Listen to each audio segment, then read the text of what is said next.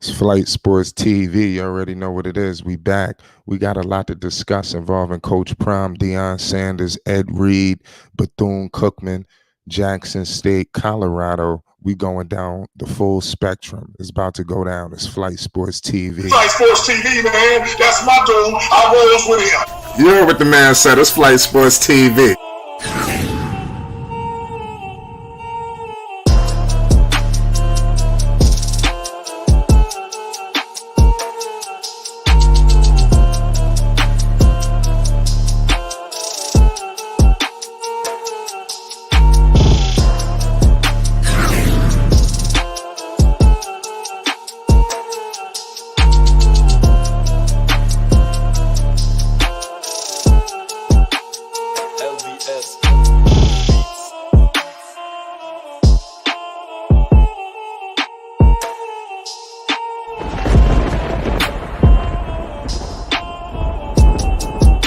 Like I said, Flight Sports TV, that's where it's at.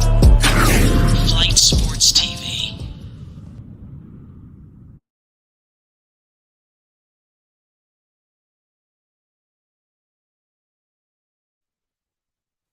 What's going on, people? It's Flight Sports TV. You already know what time it is, man. We back with another one. We got ourselves a lot to discuss, man. Shout out to everybody rocking with us tonight, man.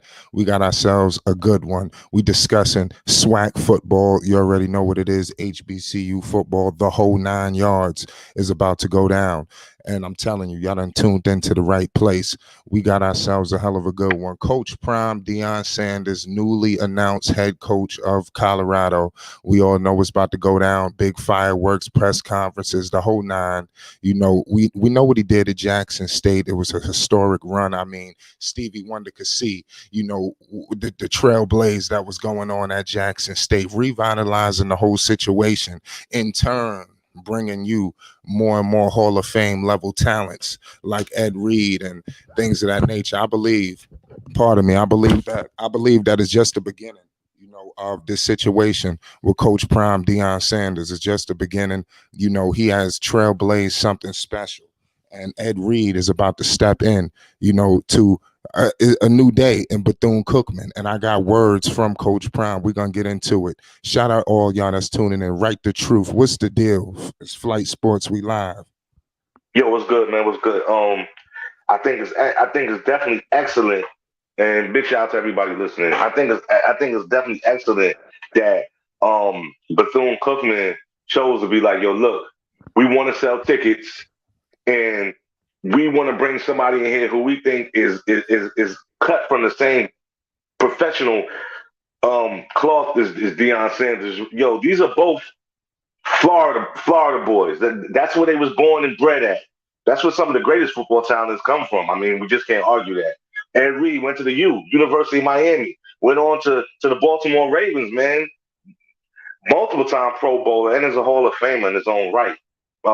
And was a beast at cornerback. So I think Bethune Cookman is hoping for that same magic that Jackson State has. However, to my knowledge, and I could be wrong, I don't.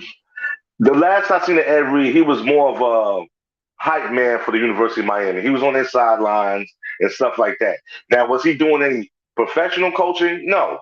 I'm sure he was, giving his ins and outs of the game to to the athletes or whatever. But I think we have to like be careful real quick. And every time a Hall of Fame player gets a coaching job, and that's in any sport, we can't just put them in the same elk as Deion Sanders. What the common fan wouldn't know is Deion Sanders was coaching high school football for years too. So he didn't just step into coaching. And I think we need to stop associating the fact of his playing career. Being a great player and being anything else in sports is totally different. Michael Jordan is arguably the greatest basketball player of all time. He is unarguably the worst GM of all time, the worst owner of all time in any professional sports. And I don't think that could be debated. So what I'm saying is, I think Ed Reed will do well, but let's just see, because everything in college sports is down to recruiting. If you can't recruit, you in trouble. So hopefully the magic that he'll have is they'll say, well, Deion's gone. We're going to come and play for Coach Reed. So hopefully that's what we're looking to see. You know what I'm saying? But this has to play out. But it's definitely a good look for Bethune Cookman. Now, the question Bethune Cookman has to ask himself: if they get on a winning, you know what I'm saying?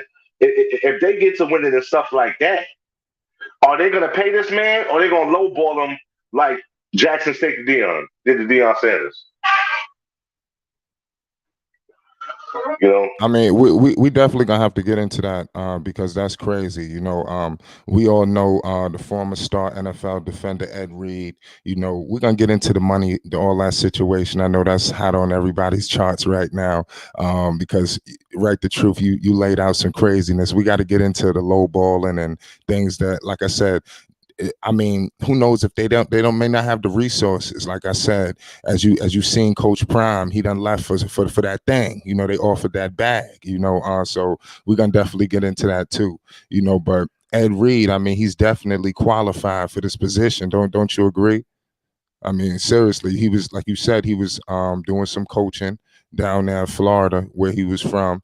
This is a Hall of Fame, Super Bowl champion with the Baltimore Ravens. So he's definitely highly qualified, or maybe even, I would say, nearly overqualified. Definitely, I think he's gonna step in, and I don't think anybody could bring the Coach Prime effect, but I mean, it could be damn well close, in my humble opinion. Don't you think? yeah, it's close because Ed Reed was that kind of a player when he played. I mean, Ed Reed, everybody know who Ed Reed is. If you don't know who Ed Reed is, you living under a rock. I mean, Ed Reed was part of that, that defense that won a Super Bowl. Yeah. So yeah, yeah, definitely. The only thing I'm saying is that I think we need to separate a great player from any other job in said profession. Because just because you're a great pro football player, that doesn't mean you're going to be made a great coach. That's yet to be seen. Deion Sanders was coaching before he went to the college ranks. He was a high school coach for some years. You know what I'm saying? And I know how to separate the two. Again, like I said, Jordan is arguably the greatest basketball player of all time, professionally. And he's also the worst GM slash owner of all time. Right. We joined right now by my man All Access Dex. What's the deal, Dex? Talk to the people. We live. Yes, sir. Shout out to Flight Sports TV, the machine, baby. You know what I'm saying? The voice of the voiceless, the people's champ, the hottest shit in these streets. A shout out to the panel, shout out to the chat, and shout out to everybody that's pulling up rocking with Flight Sports TV, because you already know what it is.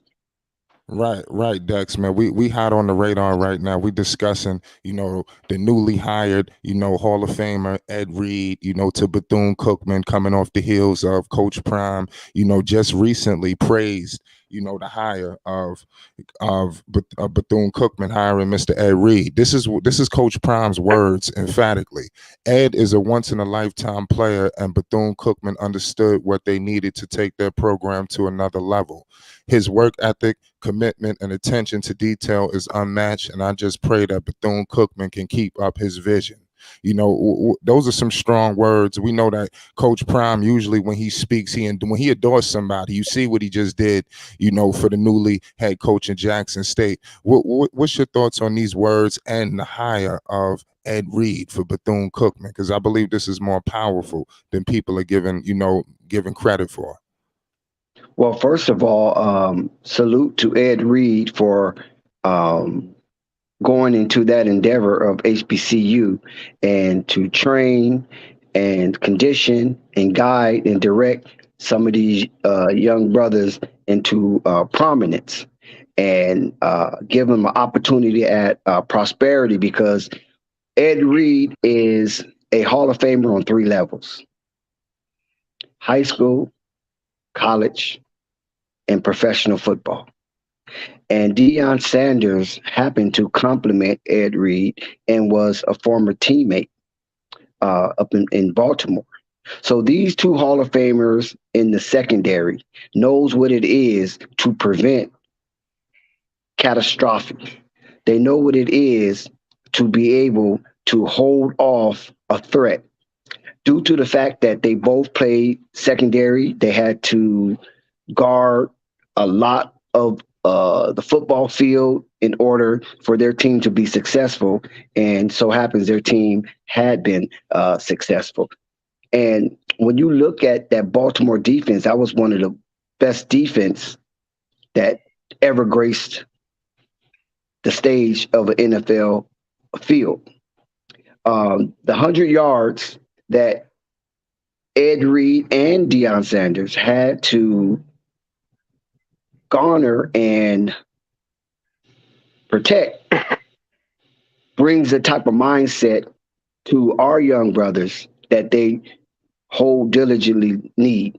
So Ed Reed being a part of the HBCU circuit and at Bethune-Cookman, a very, very, very intense school, it can only bring what you call a form of black celebration, because we need those type of mindsets in this type of arena, because who's going to care about us except us, right? And who's going to care about us to the extent outside of the scope of just playing on the field, as Deion demonstrated at his tenure at Jackson State University. So the Ed Reeds of the world, the Eddie Georges of the world, the prime times of the world, these guys need to be really celebrated and really embraced for what they are doing and have done in this arena of HBCU athleticism that carries over into the lifestyle of these young men that's embarking on a hell of a mission. Because flight, right, the truth, we have to admit, this is not the most popular thing to do, right? To come in and help train, teach, and guide young black men. That's not the most popular thing to do, because a lot of isms and schisms that surround young black men comes with a negative connotation. It comes with being stiff-necked and rebellious and disrespectful to elders. So these guys are taking time out of their time and sacrificing some of their celebrity to bring forth a better outcome for HBCUs. And that's what is important. So by prime time, digging in and being successful, and then throwing a endorsement to Ed Reed, another Hall of Famer and another great defensive back. He plays safety, but it's still, the secondary of the defense. So a lot of prevention goes into these mindset. And the prevention that I'm talking about is parallel to the prevention they played on the field to prevent the teams from scoring, right? And this is parallel and paramount to prevention of keeping these young boys out of trouble and instilling in them they can make it happen. So Prime Time and Ed Reed are both Florida cats. And we know Florida cats can ball. And they can ball at the highest level. You feel me?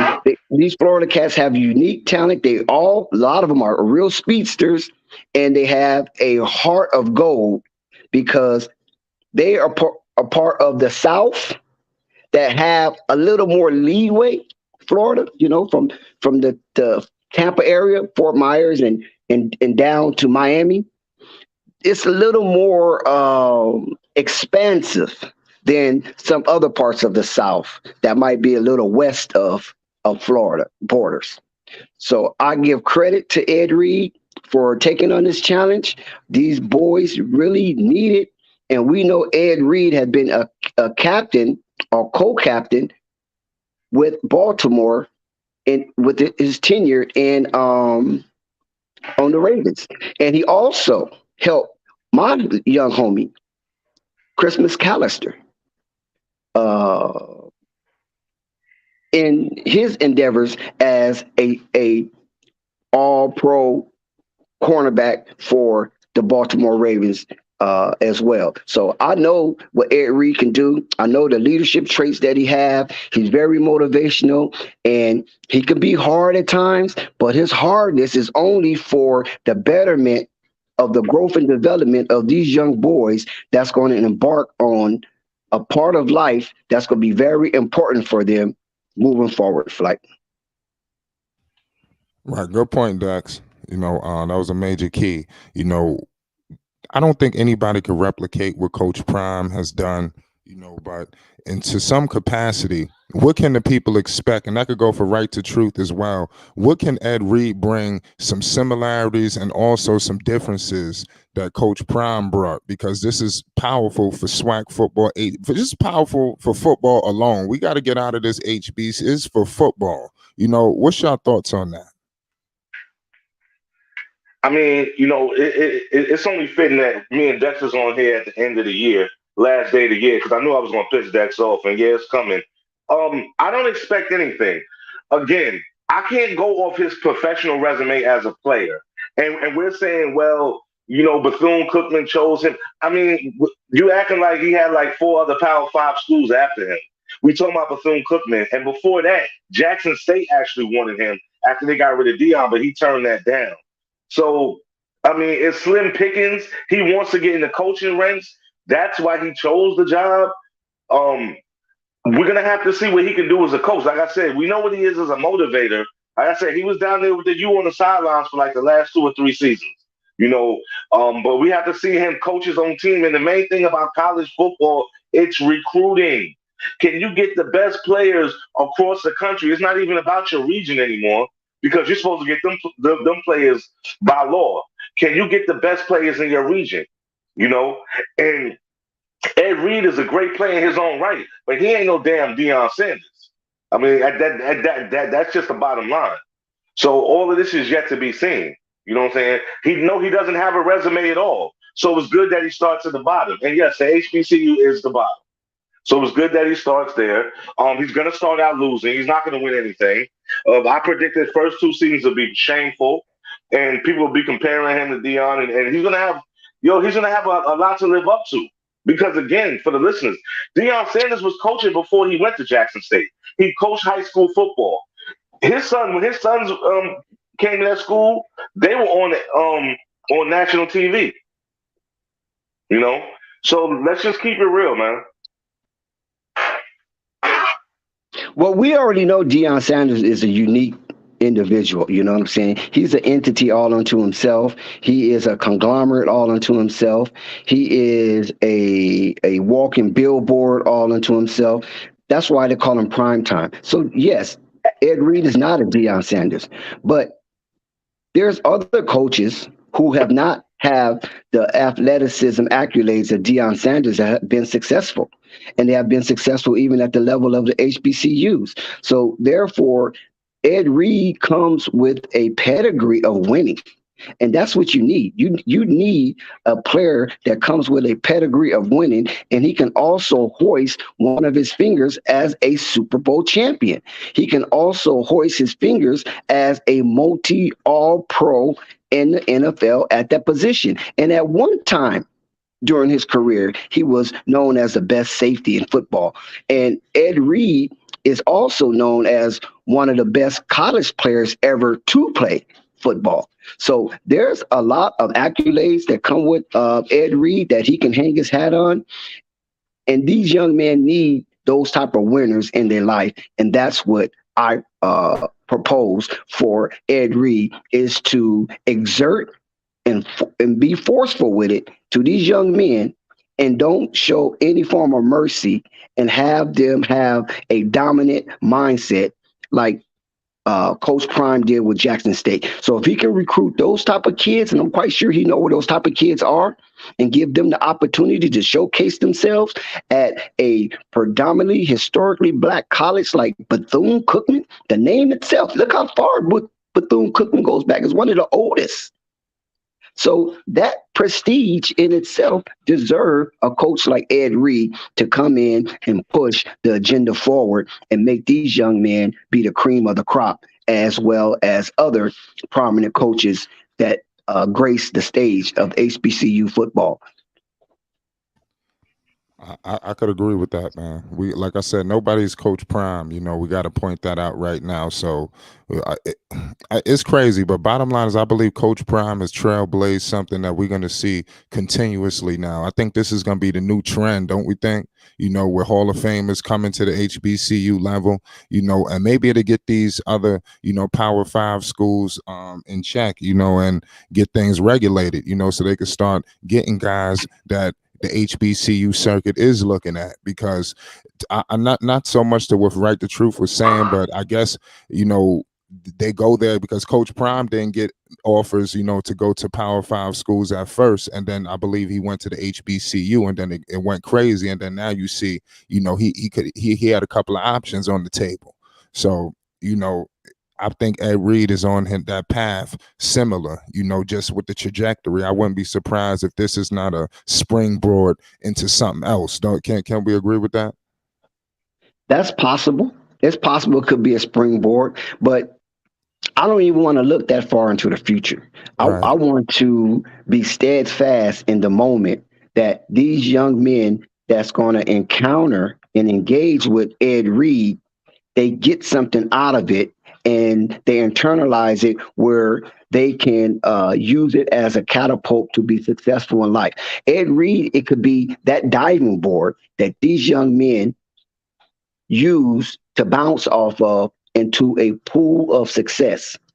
And if that happens, then his tenure and his involvement at Bethune-Cookman will be a success. And that's what we need. We need to turn out kings. We need to turn out warriors, and the type of warriors that won't fold or bury their sword or hide their shield when they're in the battles of life. Because when you encounter somebody like Ed Reed, I guarantee you he's going to fill you with a spirit of warriorship, and to be able to be a part of a battle that you will be confident that you can win, because he's battle tested.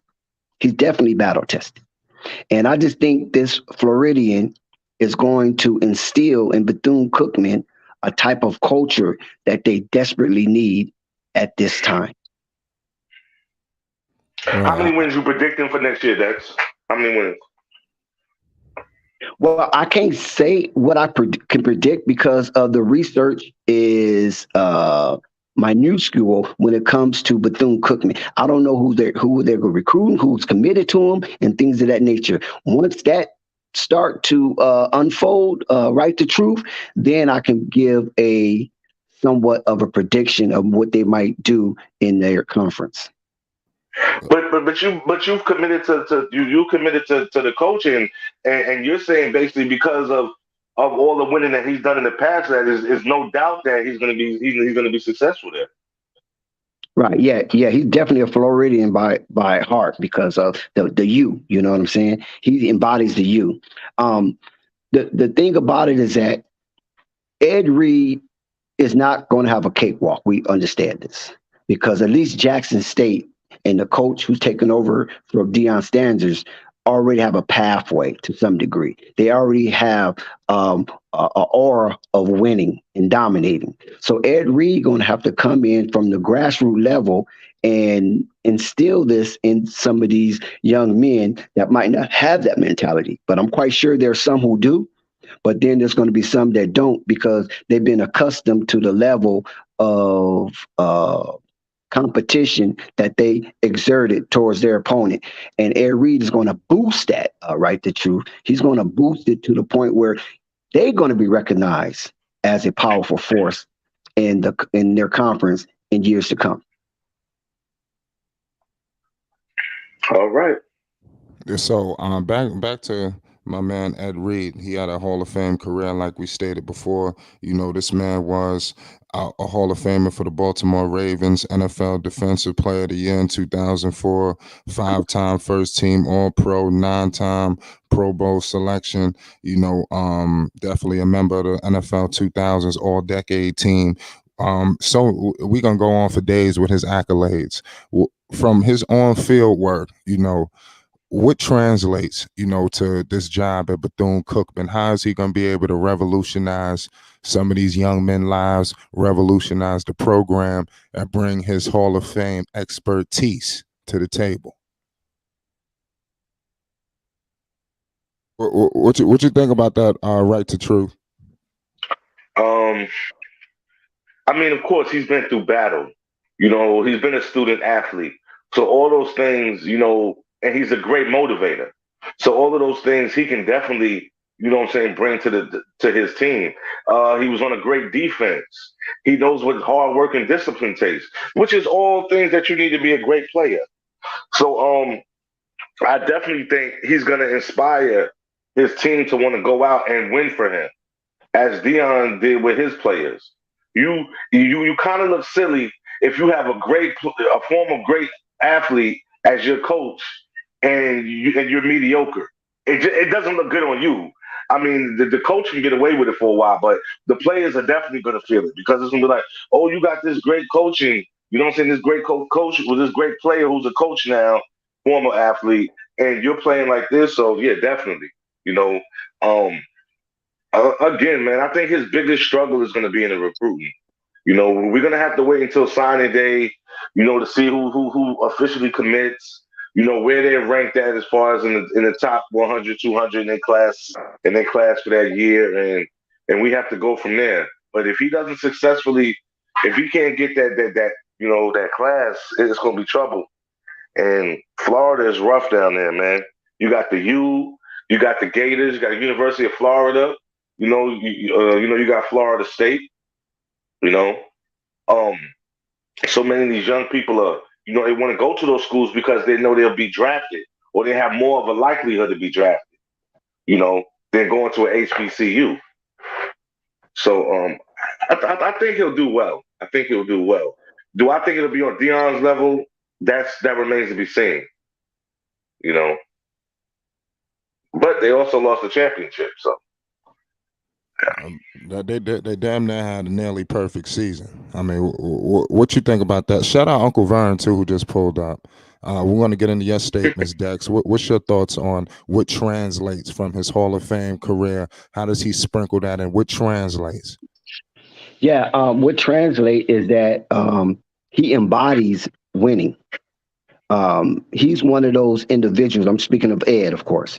He's one of those individuals that want to internalize winning in some of these young men that he's going to be able to encounter and engage with. I agree with Right the Truth about recruiting. That's going to be a little more difficult for him than it was for Deion because Deion was a different type of celebrity.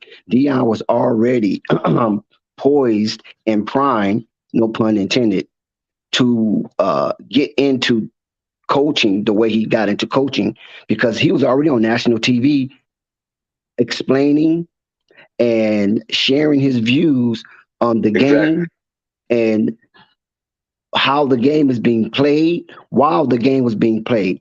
So true. that right there showed his high IQ and his acumen of the X's and O's on that 100-yard field.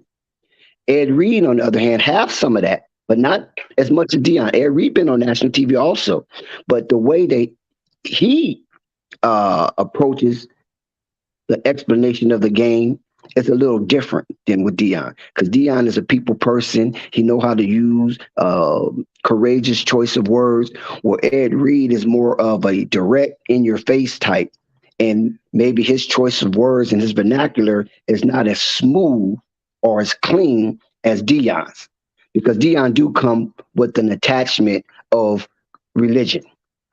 So that helps also. Now, with Ed Reed, he doesn't come in with a four-star son. He doesn't come with a son that was a part of a reality show. So that helped boost the popularity of recruits and people of that ilk who share the same level of athleticism. Because you had Shiloh, you had Shador, you follow what I'm saying? And then that even brought in Travis. I I don't know if Ed Reed had that type of cachet, but most time the coach don't do the recruiting. It'd be the assistant coaches who go out there knocking on doors and everything. The coach might recruit a certain player or maybe a couple of players in that recruiting class. Outside of that, it's recruiters who are paid to recruit because they know exactly what to say, they know exactly what to do, and be in the comfort of the homes of these young men and their family. Whereas coaches sometimes can screw it up because they're coming in as coaches. You feel me? They don't have the slick talk. Basically, that's what I'm saying. Recruiters are very slick talkers. They're like used car salesmen. And Absolutely.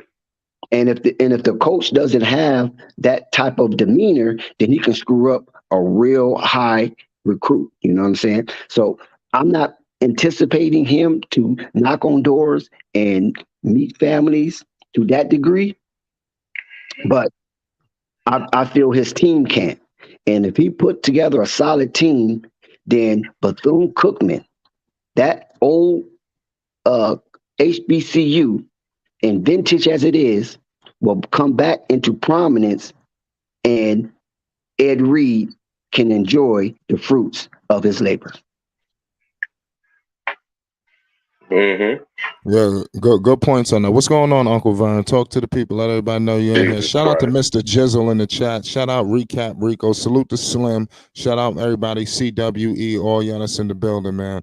Love. Shout out my man Isaiah Curry. Sky, everybody. What's good, Hey, what's good, y'all? Hey, shout out to Flight Sports TV. Shout out to the panel and shout out to the chat.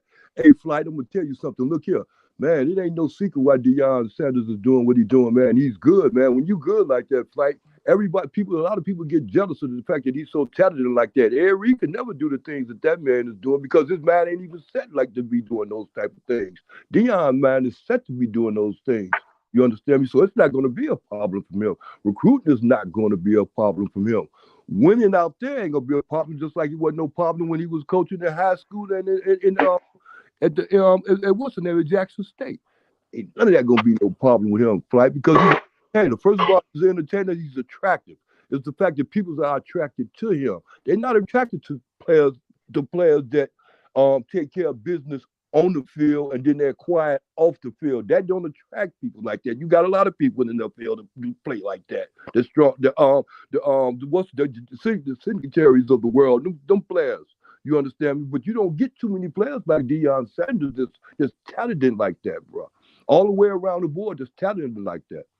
So he's special, man. You don't get too many people like that. And then what he gonna do too? He gonna take this and take it as far and help as many people as he possibly can. And a lot of people gonna be jealous of that because they don't want him on the level where he's at right now with these colleges doing what he's doing because he's gonna make a mockery of the whole situation of how recruiting is supposed to be going on. You know what I'm saying? They worried about him going in these people's houses and dancing and doing all that. But when the other coaches at them schools are doing the same thing, going in there acting black, talking to their mama and everybody else. But it's wrong with Deion Sanders doing. That's that ain't even a double standard. That's the standard another person want to bring up because they hate. All right, that's all it is. He gonna get a lot of hatred, Flight. If I was you, I'd have jumped on. Let me tell you something, Flight. If I was you, I'd have jumped on this a long time ago because it's gonna be going on for a long time, and it's going on out there in Colorado, and them people gonna be coming. They're gonna flock to him. They're going to flock to him. And I'm glad, too, because the more people that flock to him, the better they be, the more hate to be going on out here in this world. And I'd be glad for them for hating so much. Back to you, Flight. No, good point, Uncle Vern. You made some good statements. What y'all think about that, Dax? Of course, I mean Deion Sanders stands alone. I mean he's iconic. So and when I mean iconic, I'm talking about in entertainment. Period. You know, he's like a Tom Cruise type of the football and the things that he does. Everything he touched practically turns to gold. You know what I mean? The Midas syndrome. Right. What's that? I said you're right. You're right, Dex. I apologize. I ain't trying to cut you off. I'm saying you're right. I agree with you. Yeah. So to me, the difference is going to be Ed Reed is, listen, when you look at the two players, right? Ed Reed, Deion Sanders. Deion Sanders was always flamboyant. Ed Reed was always one who looked like he'd get it out the mud. Now, when you have someone that looks like he gets it out the mud, you're going to come across more young men with that mentality than the Deion Sanders mentality being flamboyant, because we all can't be flamboyant. That's a skill. To be flamboyant, like a LaMelo Ball, stuff like that, that's a skill. Out of all his brothers, LaMelo Ball is the Don't most mention them in flamboyant, right? don't mention them in the same conversation, Deion. But go on. Don't be disrespectful like that. Go on. Don't do that.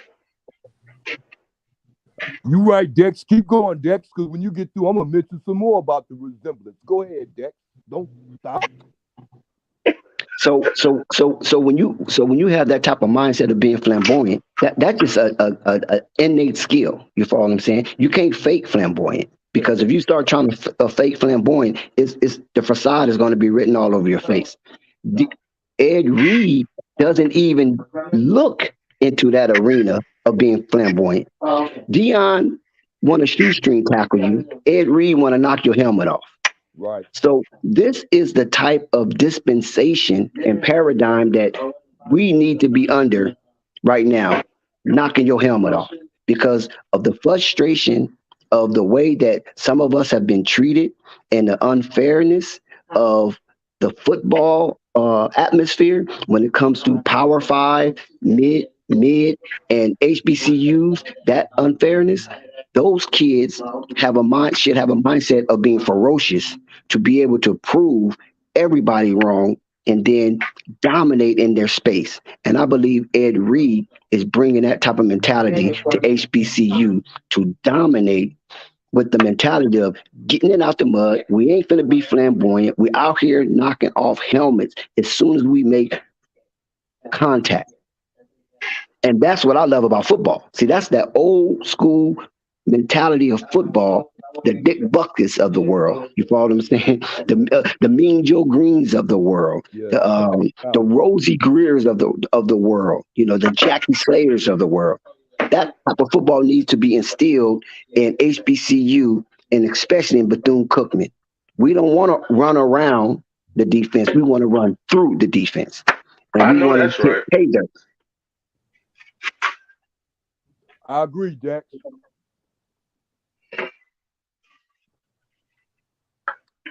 Yeah, man, good point on that. You know, it's crazy. Shout out Slim, Recap, Rico, and everybody. Um, finally, I mean, my man Right to Truth brought up something good. He said, what would be that record? How can anybody predict that? Any indications? Do you see, not even if you can't predict the record, do you think it'll be a successful season, or do you think it's going to take maybe a 3-year process similar to what happened with Deion? Who the question to? You can take it, anybody. I think he's gonna be. I think he's gonna he gonna better that record. I think he's gonna be 11-1 this year. I see if any game I see them losing, to be that first game, and then that first game they'll get together, and then they go out undefeated. I wouldn't be surprised if they go undefeated after that first game. That first game is against TCU. TCU is the best team in their conference. Once they get over that first game and get that loss in them, I think they're gonna transfer and they're gonna take themselves farther. I don't know if you've been watching Flight. These dudes that he got. These dudes can play Flight, and they real good too, Flight, and they're real offensively effective.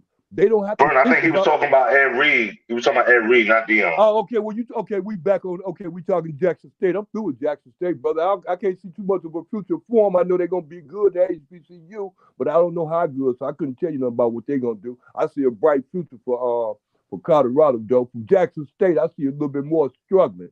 I see a lot of inside influences just going on around that place, just bringing that place down and bringing them players and everything else down around them. I see a lot of things going on that shouldn't be going on in the HBCUs, but I'll leave that alone. I'm not donating to them anyway, so if I'm not donating to them, I ain't gonna take nothing from them. But yeah, I see troubles over there at Jackson State. Winning troubles and everything else. They get some good players there, and they got one real good one, another 5-star, something like that. They get some good players, but I see trouble though, because I don't see what the coaching ability and everything else going to add up to. And I see backfire coming from Deion Sanders, so they might handcuff that Ed Reed coach they got. You know what I'm saying? By handcuffing them, I'm not allowing them to get too much out of the frame of what Jackson State want to do. They don't want no more Deion Sanders taking over like that. So I don't know if he's going to run into that or not. So I couldn't even tell. I couldn't even begin to tell you what Jackson State future going to look like. Because, like I said, they can handcuff themselves coming from the higher ups. They might not want him to succeed like that. I don't even think they want him to succeed like that. To be honest with you, that's the question we should be asking. Do Jackson State want Ed to succeed like Deion Sanders did? He has nothing to do with Jackson State. Well, who was Ed Reed's coach? Oh, that's right, that's Jackson State. But what's the name? What's the name? Bethune-Cookman. Right? I'm just catching up, Dex. I apologize. But we understand where you're going from, though. Yeah. You're applying that to Bethune-Cookman. We understand that. Yeah, right. Bethune-Cookman. And then I don't even know nothing about the first time I heard about Bethune-Cookman was when this one player went there to go play a long time ago. I ain't heard nothing about it. I forgot it was a black school. Yeah, but I apologize. I'll leave that alone, Dex. I don't know what's going to happen with them or with Jackson State. But it's going to be happening in Colorado, though. My humble opinion, Colorado, I see them winning 4 games. That's about it. And it's going to take time, man. It's the big league, man. Hey, remember the Pac-12 is the sorriest team in the whole NCAA, whole sorriest conference in the NCAA. Remember that now. You take that. We ain't talking about that. Yeah, I don't know about that either. I don't know what he's talking about. The Heisman winner just came out the Pac-12. How many good teams is in the Pac-12? More than 5. TCU and Utah. TCU's not in the Pac-12. Yeah, they're not in the Pac-12. Well, they play in TCU. I don't know who's in what pack because I can care less about college football. I'm talking about the players, and that's what I under Rico under. Okay, that's what I be watching, the players. I'm not watching the football teams. I don't do that. All right. Okay. Yeah, see, the thing of it is that Ed Reed approach to football is different from Deion. See, Deion approach to football is to encompass it all. I don't think Ed Reed approach is to encompass the administration and those aspects of the game. What he's probably going to focus on is getting these young men ready for war and to have them prepare for battle each and every scheduled time and have them confident that they can overcome their competitors that's on the schedule. I think that's more of Ed Reed focus, and then Deion is real encompassing. And Ed Reed knows what it takes to be a winner because he's won. He knows what it takes to be a Hall of Famer because he's won. He knows what the school needs to enhance these players to put them in the proper position to excel and succeed. And I just believe Ed Reed will focus more on that than the chancellor, the president, the AD, the commissioner, like how Deion was, you know what I'm saying? I just think Ed Reed is more nuts and bolts than administrative. I agree.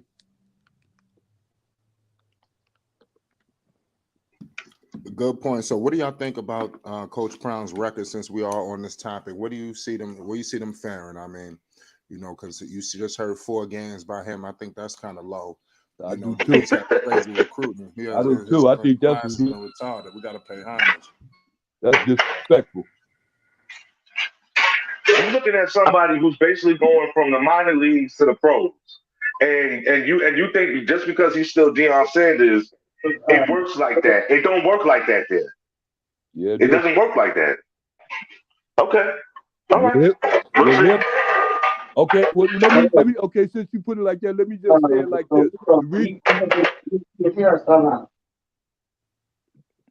The reason why it's going to work is because of this.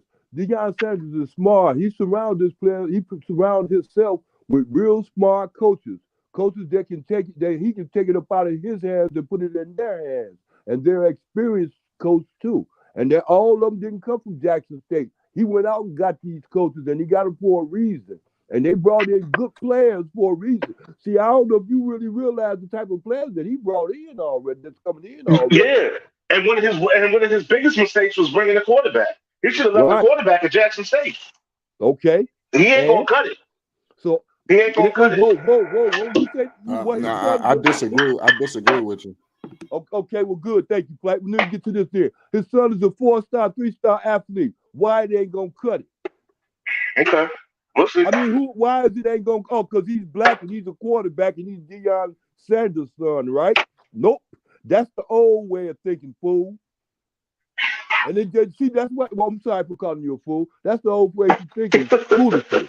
Okay. The reason why you think it's foolish is because you don't want to see the whole picture. The whole picture is this man sit up there and he worked with his children and with other children too. So they know him like they know a book.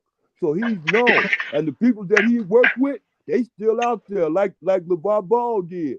He worked with people and now they playing in the pros and he didn't even raise them. He just coached them. So I see how that works. And it works just like it do because coaching is supposed to be love. You're supposed to coach a child and bring him up just like he's yours, even if he ain't yours.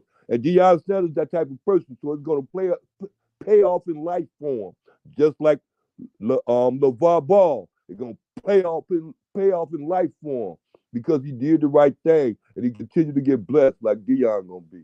Back to you, Phonics. Yeah, and that's just downright crazy, man. You know, Yeah. but I think Shador is definitely in for some good stuff. Shout out Nico. He says Shador, one of the best QBs I ever seen in college, or of pure arm talent and accuracy. He's definitely leading. Like I think one report was he's going to be leading already for Heisman. He's one of the favorites going into the season. So yeah, I think he's definitely got some green pastures ahead of him. You know, yeah, especially what he did. You know, in that game that they lost. I mean, if that wasn't even more evident, I mean, he did his job. I mean, damn. right. What more could you ask? Just think they had more talent. Yeah, I mean, I just think if he would have just caught the ball, you know, I mean, I think you're right. Yeah, more talent. Yeah. Talent get you over, Flight. The lack of talent is like with that guy that missed the ball. He's not a talented player like that. When you're not a talented player like that, you working off security. You don't want to be insecure because you want to go against your emotions. So you want to be secure. You want to be understandable and you want to be effective all the time. You got to think like that. But even that you thinking like that don't always mean you're going to catch the ball, Flight. Some of us be the ones that catch the ball. Some of us be the ones who miss the ball. But we all know in life we have missed balls before. Right. Coach. Yeah. Coach, yeah, man, that's just crazy. Coach Prime was doing his thing, you know, in my humble opinion, especially. How do you think, you know, his son will do? Do you think some Mahomes stuff, because, you know, Brady's working with him. He got a lot of people working with him. Yeah. Oh, he going to be good, Flight. He going to be good just on reputation alone because, like you just said, you just made the point. He got these people already in his corner, so his name is already out there. When his name is out there, they talking about him. So it's right here they talking about him being in the being in the Heisman Trophy conversation. That's really just talk. Wait till he get to work and wait till he start getting them eyes on you. See, because another thing to keep you in the Heisman Trophy conversation is exposure. And he's going to get that exposure, Flight. And like you said, he's not bagging down too many times. He don't do stupid stuff all the time. He's a smart quarterback. And you don't see that very often with us in the black society with black quarterbacks because they want to take the ball and run. The first thing they want to do is just run. And that's what the coaches expect them to do, to run for 1,000,000 yards when they can pass for 5,000,000 yards. I'm sorry, Coach. I mean, Flight. Yeah, he's going to be good. He's smart, Flight. He know when to run and when not to run. He know when to hold him and when to fold him. I like his game. He's smart. Well, what's your thoughts on Shador Sanders, Dax? I think he's an elite quarterback. You got to understand, just as it is for HBCUs having a lack of talent, you got to look at Shador as well as having.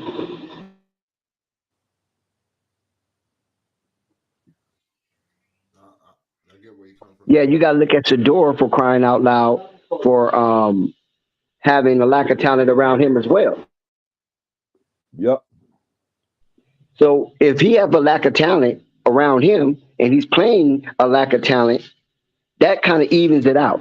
So now we have to see what type of athleticism, what type of demeanor, how his disposition is under pressure, and we got to look at those intangibles and traits as a leader of that team, and he have shown that on the highest of level. So if you go to 0 to 10, I say he have shown it at a 9. So when he get amongst better talent to protect him, better talent to catch the ball, run the ball, and things of that nature, that only enhances his chances as well as getting to the Heisman Trophy. So we got to keep in mind that this dynamic works both ways. So if you're going to consider HBCU a lack of talent, just think of the lack of talent also that was surrounding Shador Sanders. You follow what I'm saying? Because if you look at it, he only had a couple of bright spots on that team. Those guys were just coached up, and it was coached to dominate. You follow what I'm saying? And that was a winning spirit, and they didn't want to let Deion Sanders down. And that's the thing that you have to look at. Those guys played hard for Deion, and they didn't want to let him down. They didn't want to be disappointing because they was in the presence of greatness. So that is going to carry over. That aura is going to carry over. That spirit, that frequency, that vibe is going to carry over to Colorado. They might not have a stellar first career because what Lincoln Riley did at USC, that's an aberration. But I can tell you they're going to win more games with Deion than they did without Deion. Hey, That's not hard. They just won one game last year. That's an improvement then, right? Hey, Dex, this is what I wanted to ask you. Okay, would you know, like the Debo Sweeneys of the world and all those coaches like that, I wouldn't consider them as being good coaches. I consider them as being good recruiters to a certain extent. They make players that want to come play with them and stuff like that. I don't see players going around saying, oh, he draws up this and he draws up that and he's great and I want to go play for him because he's great like that because he's got a big name. Ain't nobody going to have no bigger name than Deion Sanders for a long time. Man, that's not true, man. You got to have good coaching. All right, well, go ahead, Flash. Go ahead, Scott. Tell me why they true. Go ahead. That ain't true, man, because you got to have good coaching. We done seen tons of teams. Whoa, we just seen him take we done saw tons of teams. Hold on. That's good coaching. Go ahead. I'm sorry. Go ahead. We just saw tons of teams with plenty of talent and didn't produce. Okay. So you acting like just because you got talent, Could you name some of them? Yeah, for real. Could you name some of those teams that you're talking about? Prime example, this year, Alabama, they ain't in the playoffs. Whoa. Okay. Whoa, nothing. Whoa, nothing. What playoffs they got to be in? They're national champion team. They already got what they got. If they didn't get no playoff championship, man, every year the team changed, man. I know, but Clemson not there either, right? Exactly. That's what I'm getting at. But they're still not failures. But because they only lost 2 games all year. So if you can have a team that go 11-2, you would take that, right? If somebody say, I'm gonna give you a team and you guys gonna go 11-2, would you take that? No, what y'all saying is based off the talent, they gonna be there. I'm telling y'all the talent, they can have all the talent they want, but if the coaching not there, they gonna lose. That's what I'm saying. Okay, but that's too broad of a statement. We want to get more specific. No, that's not, because you're a failure if you don't get the national championship, and we all know. I don't agree with that. Man, only one team could get that. We know that. Yeah, but that'll make you a failure, though. No. I'm saying far-wise, overall, what everybody overall. Maybe it's a bad choice of words. Hold on, Dex. What everybody overall team is when they start the season? 0-0. I'm saying the overall goal, not the to win the championship. All right. Championship. All right. So what's the highest? It doesn't constitute a failure if you don't win. Highest? What's the highest of the championships you can win? They got tons of bowl games, but what is the highest one you can win? National championship. National championship. All right then. So if you ain't got a shot at that is your season a failure. Sorry. What? But you said failure though. You used the word failure. I don't agree it's failure. Because do you know how much money those schools incur on their way to the college football playoff series? And if they don't even make that, how much money occur if they play these side bowls? So you can't consider the failure. And then when you get a side bowl, if you win that side bowl, you get a trophy. Man, that's a failure, man. If you ain't winning the big thing, y'all can try to make it however y'all want to make it. But if that's the case, then LSU is a failure there, right? Yeah. Okay, I got you. At least you ain't prejudice around the board. I wouldn't pay I would pay a lot of like this. I still disagree, because how are you going to be a failure if you win your conference title? Yeah, I know it, but I was the reason why That I mean said you that's kind of the reason. Kind of that the reason just mean why. you was better. That's not even accurate for the simple reason. I'll show you how that's not accurate. LSU, Alabama had a better record than LSU, but LSU made it to the championship because LSU beat Alabama. But Okay. we all know Alabama got the better team than LSU this year. Oh well, see, then what that means? What you So just said don't which make sense. meaning, There. hold on, which meaning it come down to coaching. They got outcoached that game. That's the Okay. point I'm getting at. All right. Yeah. Okay. That's If you that's look the at the reason. That's overall talent that's on But the you field, said failure though. You ain't talking about out they, coaching from game to game. You said failure. right. Hey, Scott, if that's the case, then why are all those boys, why are those young boys running out there to Alabama? What's wrong with them? Why they want to go to a losing team like right now? We're getting Yeah, that. a failure. So it seems what you like say? LSU will be the top of the hill now. Why are they still running out there to Alabama? Skyler? Why is who? Why is all them young boys running out there to Alabama like it ain't no other place in the world to go to? Because they've been winning. That's what I'm trying to tell you. Hey. But they ain't good, though, because They won national championship. No, nobody said it never was good. this The is two what the two games they lost, that mean they got outcoached. They was in every. They ain't got blowed out no game. I wouldn't Them people ain't got blowed out no game. Okay, if you seen the game, you know why they lost. But this is what I'm saying. This is my point right here exactly. This is why I say that Coach Sanders is going to be good out there where he's at because he put effectiveness in other coaches' hands to coach these guys. He ain't taking the full round, so he put position the other guys, the defensive coaches, the linebacker coaches, and the kicker, and all of them. All come together and they make the decisions.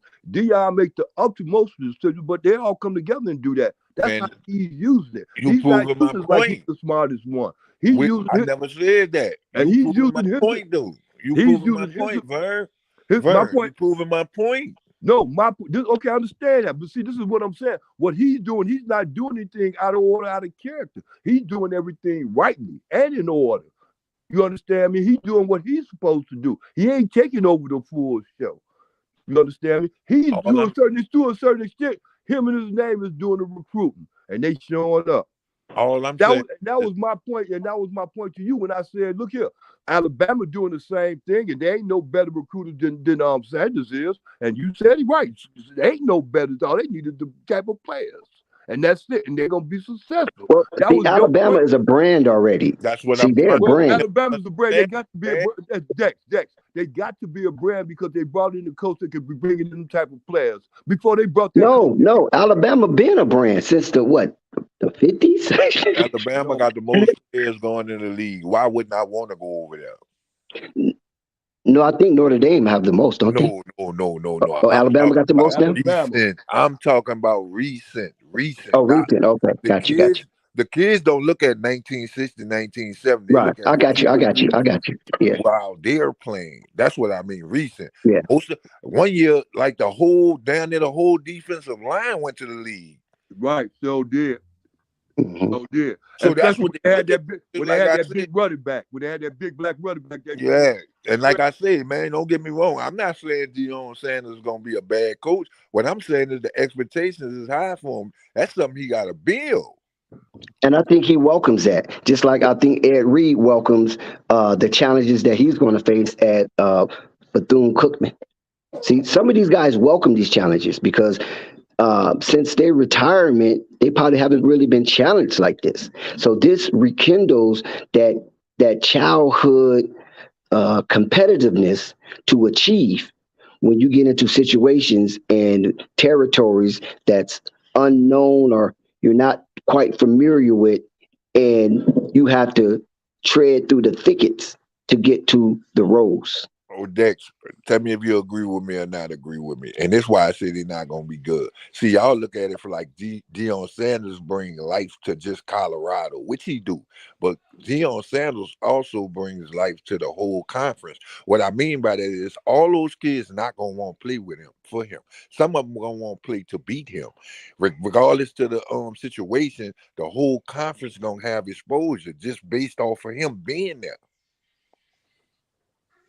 Yes, no doubt. But the exposure to the Pac-12 is already at a premium.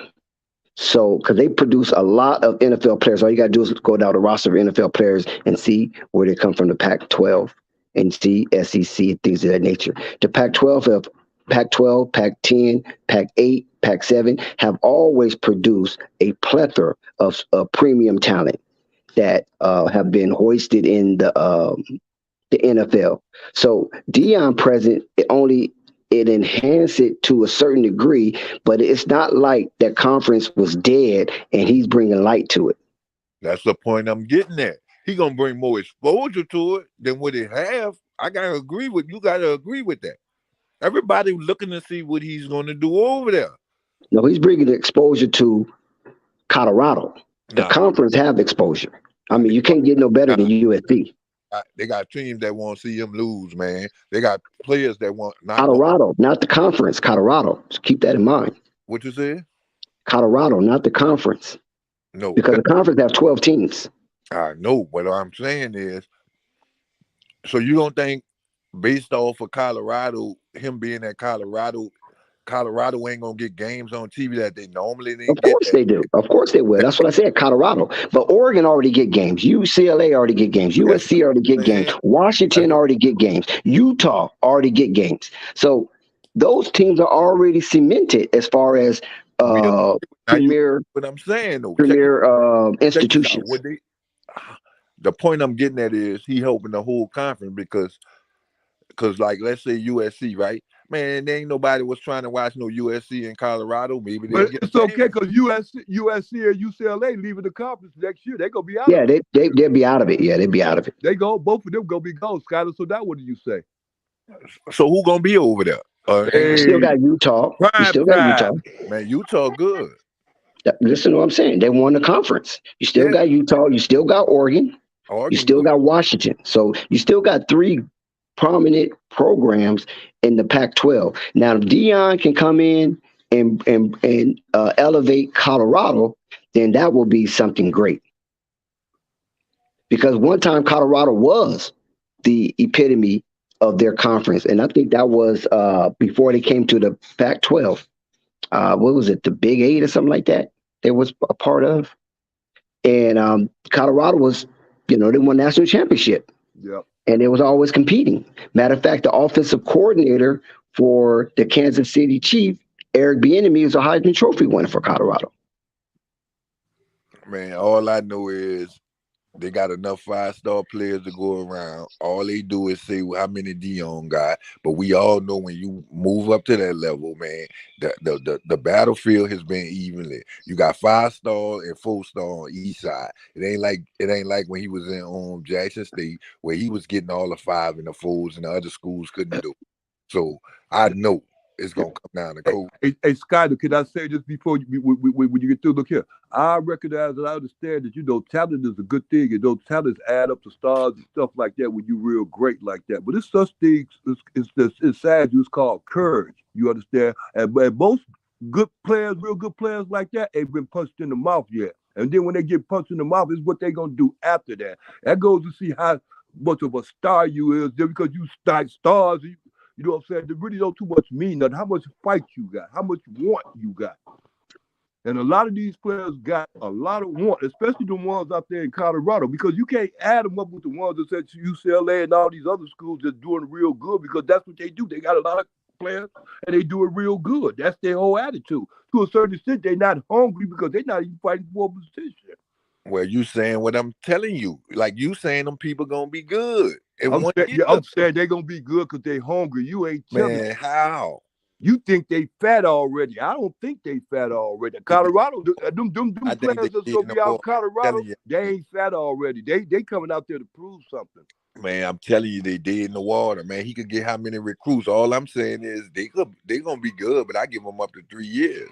Yeah, well, you saying next year? It was just like you just mentioned it before. See, the best part to come when it comes down to the last part, to come down to the national championship. That distinguished the men from the girls to a certain extent. Just like we thought the Alabamas of the world was the greatest ones. Evidently, they ain't, because there's somebody out there better than they are. They got a lot of 5 and 4 stars too. So it ain't all about the 5 and the 4 stars. It's about the fight in them, then, right? Man, I'm saying that, but what I'm saying, you saying what I'm telling you. Right. But you ain't said nothing about no fighting them. All you said They, is stars. All you see is no, stars. You no, don't see no. I'm no not fight. saying You don't no. see no What I'm dog. saying is, that's the excuse y'all use. He got this wide receiver, that wide receiver, No. 4-star, 5-star. But what I'm telling you, he got 4 and 5-star players He that got he enough got to go and I around noticed every see team. Scott, you not listening. That's I all noticed I'm saying. the ones that I noticed that he got that he's bringing in, and when I see their replays and all that other stuff, I see that dog get them. They got dog in them. You But still you ain't don't get think that. other You people looking doing at the that neither? star. That's You what what I'm you trying to saying say. is, You don't oh, think he other don't even teams. got. What, You listen don't to me. think This other is what I'm teams. saying. Okay, now this is what I'm saying. You You said don't think other teams making a team better too? You nope. just thinking it's just Nope, him? I think they going out and going to get stars. I don't think they going out to get good players, fightable players. I think they going out looking at stars. They try to get 4 or 5 stars. What you think he doing? I think they be passing over the 3 stars because Man, he's he 5. doing that too. Okay, I Sky, don't. Sky. Let me ask you a Right. question, Sky. He gonna Do get you think stars. Sky? Do you think playing with Deion Sanders is an experience that a college athlete will want to be a part of? That's a hard one to answer, Dex, because it's based off your will. Like I mean, how some could that be people, a hard thing to answer? yeah, Right. that is a Because it's hard your thing will to to answer drive.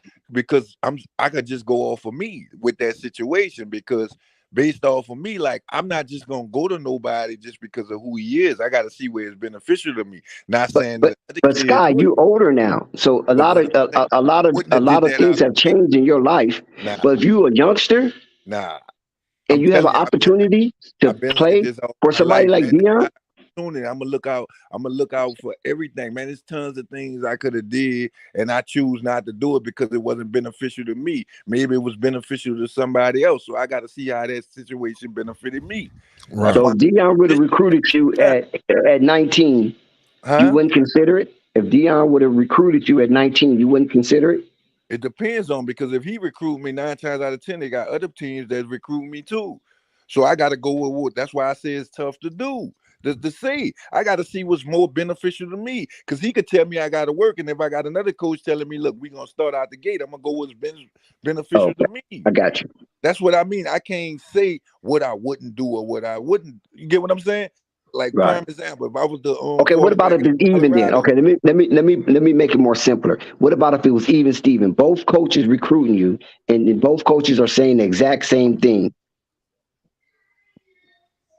then see that's why I'm saying the way the college structure, I go with who gonna give me the most money. And what that is, the NL money.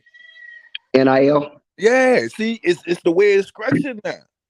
Well, Colorado is very wealthy. Well, if they wealthy, I'm riding with them. It ain't because of him, it's because I of can me. tell you that Getting they that. got money up in Colorado, boy. That's what I'm saying. So I'm not really riding with him. I'm going what's beneficial that's worth it for me. It don't Deion have gonna do nothing to big do with it. things in Colorado. I don't think nobody gonna be able to get in the way with that. You know, I understand where you're coming from, but like, he's got a lot more assets at his disposal right now that I think we about to see. I think he's gonna shock a lot of people, just like people said. Colorado, you know, in past, you know, they were a powerhouse. I think we're gonna get back to that, and I think that's what Coach Prime is coming to reestablish. You Yeah. know, so Scott, let's see. You know, I Yep. mean, it's good to hear both sides of the coin, though. I Shut up. think it might be a little rocky his first year. You know You what I mean? think? Because he's trying to put everything in place. You know, he's switching out a whole administration and installing a new administration, a whole different philosophy, installing the new philosophy. So that changing of the guards always rocky in the first season. So they give you the first season. That will be the sacrificial lamb to get all your pieces in place. Then after that, they probably will want him to start winning at least 8 games.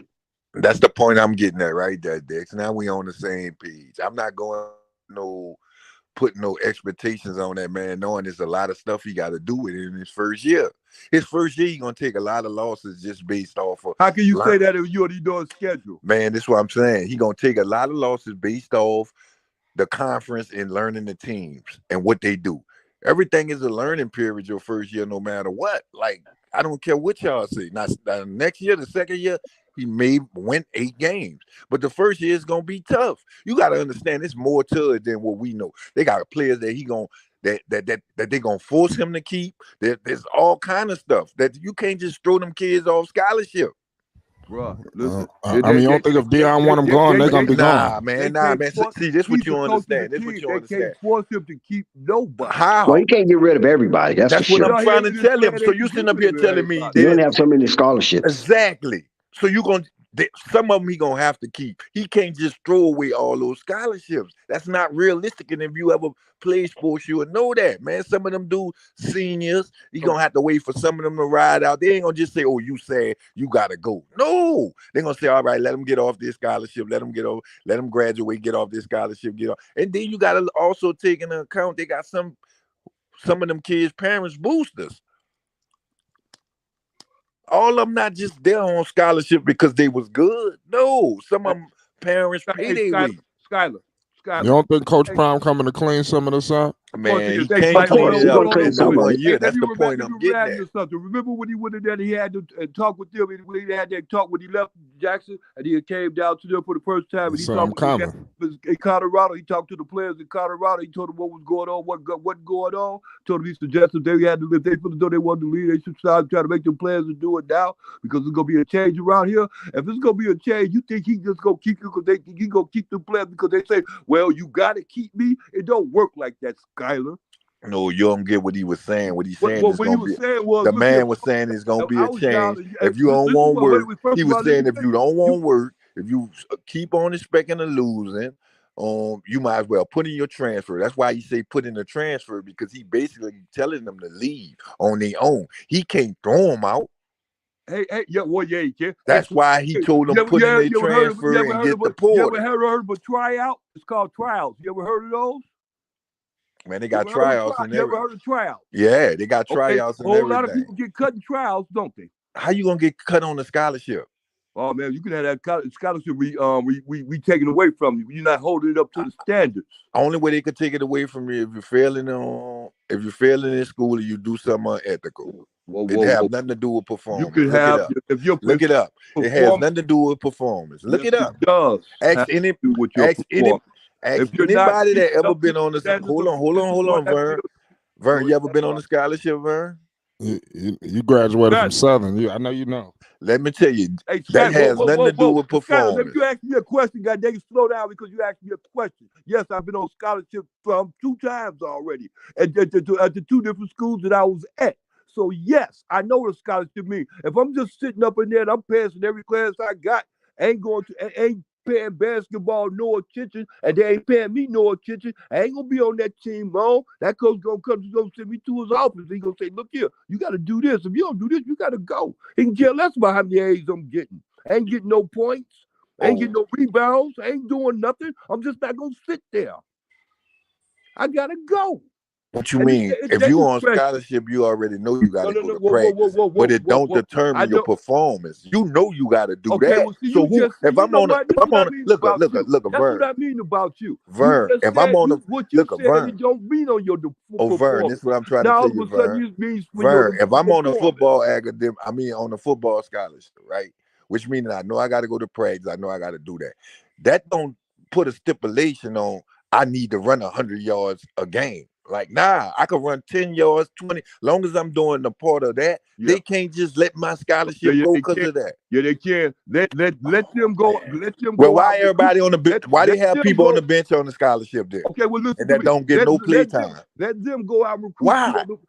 Let them go out and recruit 2 more other players that play the same position you is. And if you number 3 on the totem pole, and there's only 4 players on the team, and at that time you number 3 on the totem pole, 2 more other players come in. Where you ass gonna be? That don't make no sense. I mean, it do make sense. They have people on the bench on the scholarship, and why they don't get in? Why they don't take it away from them? Because they rich. It's different. There's many factors. They can do that. The point I'm trying to get him to understand. Because they ain't getting no better. They ain't getting no better with these players up in there. But check it out. I can tell you one fact though why they can't.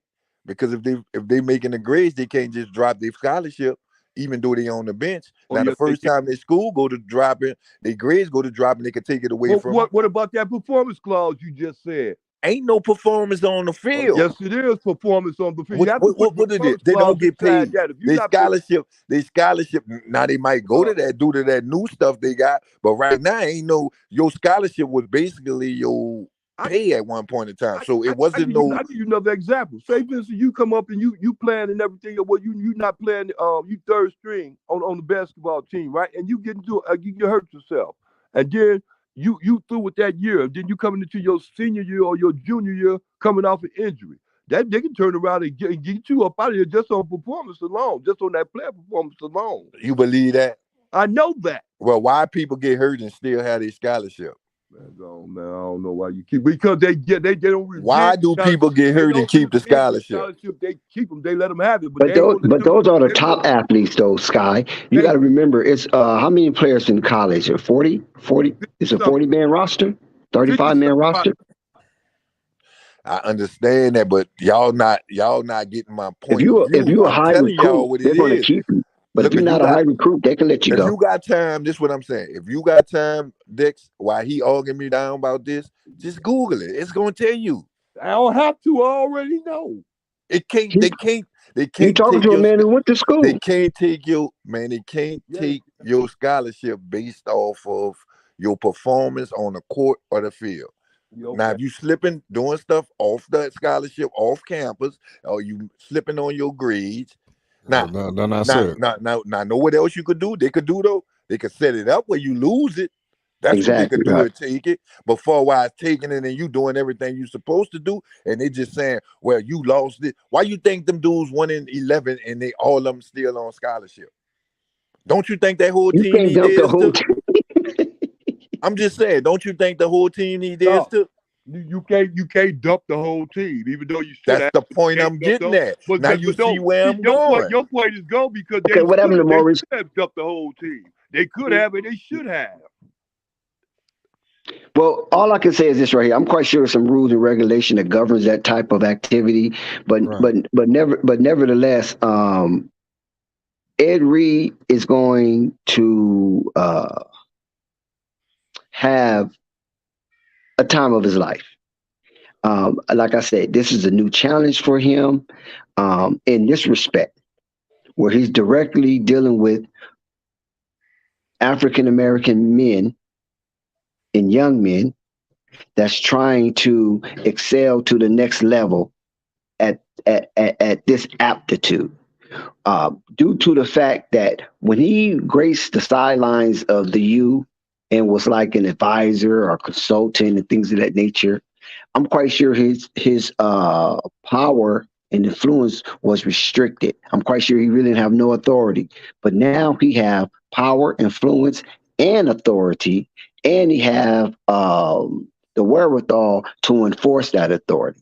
So we really cheering for Ed Reed to be successful because we want to encourage a lot of the great football players and football minds to come into this arena to help these young men become the warriors of tomorrow in conquering the world that's before them. That's what's important to me. And that's what I want to celebrate. And that's what I want to showcase as encouragement for those type of players to come in. Because remember, if you're successful in the NFL for this long period of time, and you have the extensive longevity like an Ed Reed, I think it's incumbent that if you are mentally able to come back, because we know that a lot of these NFL players have CTE and they're going through that crisis and things of that nature. But if your faculties are in order where you can show traits of leadership in a positive way, I think it should be someone incumbent to come back to the HBCUs and at least get 1 or 2 years of your time to these young men that's going through the growth and development portal of manhood. I agree with that. It's too much knowledge at that level, for them not to come back, especially to the HBCU circuit, man. It's much needed, But Sky, I know you had a lot of criticism, but what is Ed Reed going to do realistically at Bethune-Cookman?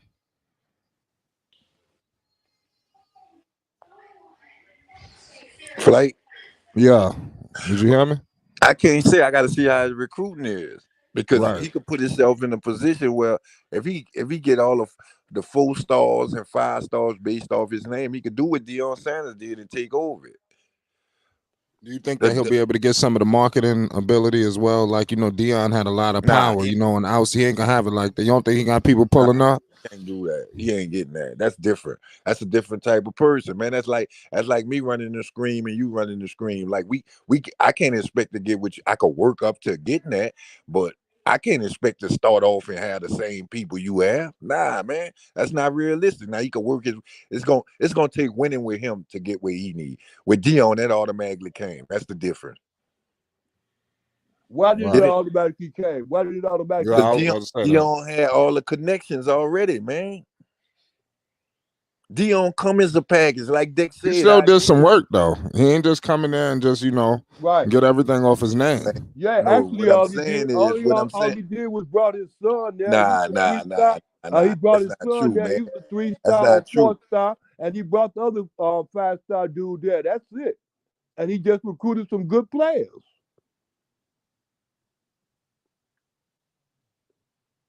Can Bethune-Cookman acquire a guy like Travis Hunter? Yeah. A 5-star recruit, you know, that was coveted by, you know, a Power 5, but was snatched up by Bethune-Cookman. Can we see that happening? Anything is possible, Flight. You know, you got to remember with Travis Hunter, this young man was on his way to Florida State. We already know that Deion Sanders have an inside scoop of what Florida State do and what they're all about, because he is, you know, one of the greatest players to ever come through Florida State, right? So maybe that was some inside trading going on, how he got the scoop on Travis Hunter or got the opportunity to get up under Travis Hunter. Now, if Ed Reed have a similar type of situation, if the U, right, say the U, Miami University, come across this hell of a player, but he's kind of indecisive, and then Ed Reed kind of sneaks in there and persuade him. You follow what I'm saying? Because he already know this guy is considering the U. Now, if he have to compete with some other school that he don't have ties to, that might be a difficult situation. So Prime Time was in perfect position by being a former FSU player, and with the cachet that he had, and Travis was headed that way, and then Deion intercepted him. Ed Reed could have the same type of success if something happens like that towards Miami University, and Ed Reed can come in and persuade the young man to come to Bethune-Cookman, and you know, and give him some, you know, some quirks, if you may say that, other than him going to Miami, because he's connected to Miami and he knows some of the streams that come through Miami, recruiting streams. You know what I'm saying? Because he was a part of that organization. Flight. This is something else y'all fail to realize when y'all talk what's about Travis Hunter, right? This what some people don't understand. Like, Travis Hunter was popular before Deion even went got him. So even if it didn't work out at Jackson State, he could have always transferred out there. So he ain't do nothing to help Deion. He basically helped Deion. Like, he was good either way. Today or yesterday?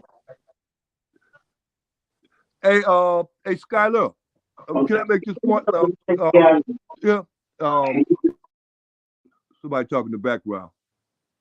Hey, Skyler, look.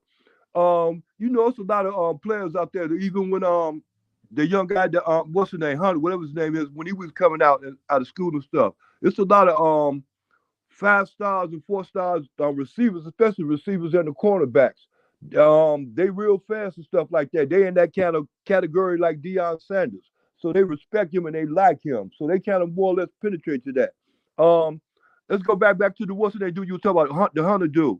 He got a name brand. His name brand already is I'm him. I know that already. That's what I'm trying to tell them. I mean, damn, that's everybody's slogan. Slow down for a minute, please. Let me get to the point, and I'm gonna get to you. Hold on. Okay, he got that name brand saying, I'm him. Okay, whom is he referring to?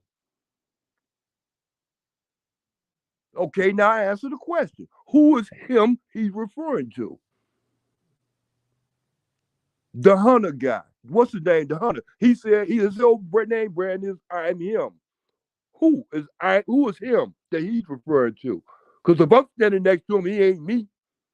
Ain't nothing like me. But if he's standing next to Deion Sanders, it's another category, ain't it?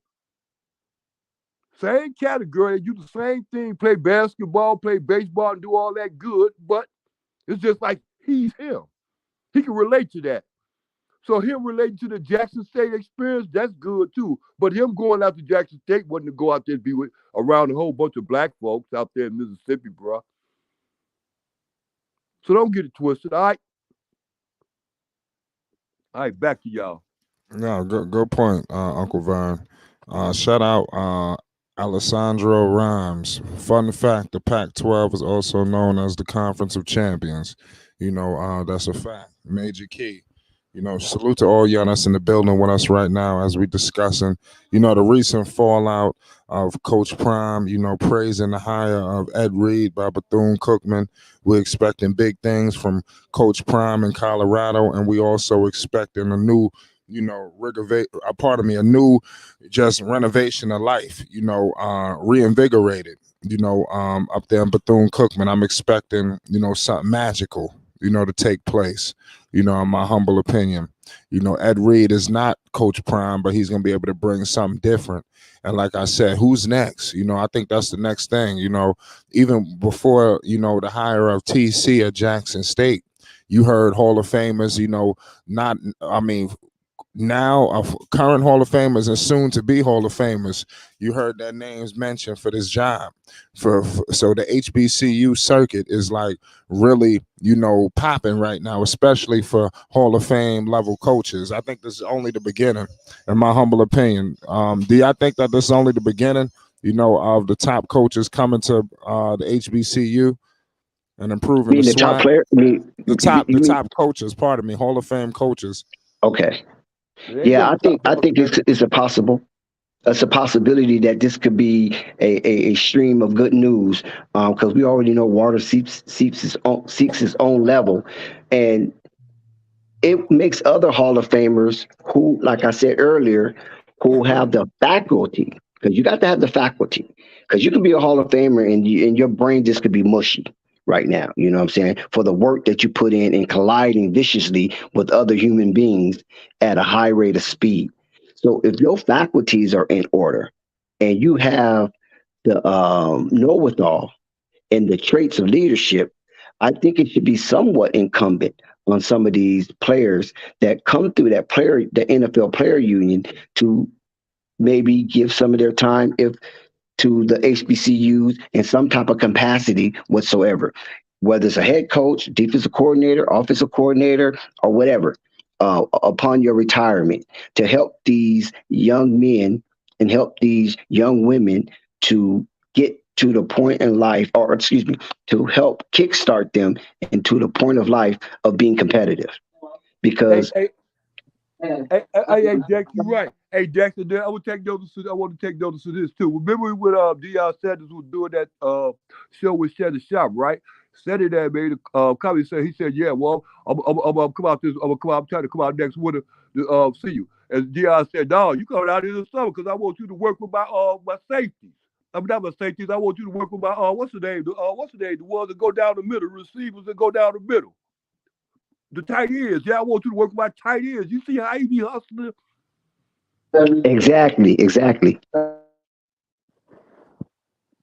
Man, Dex, I'm gonna tell you, that man gonna be successful, man.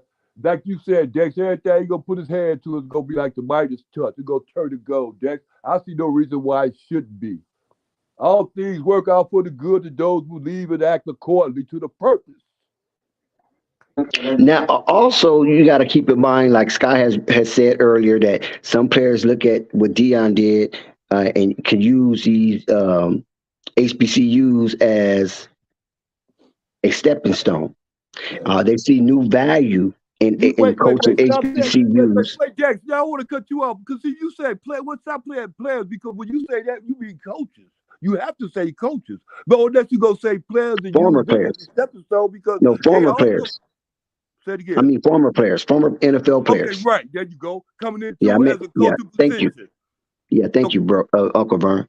Yeah, thank so I you. can be clear, so I can bring clarity to it. Yeah, former NFL players can use HBCUs as a stepping stone to get to a part of financial independence according to their own agendas. And that's really not a good thing.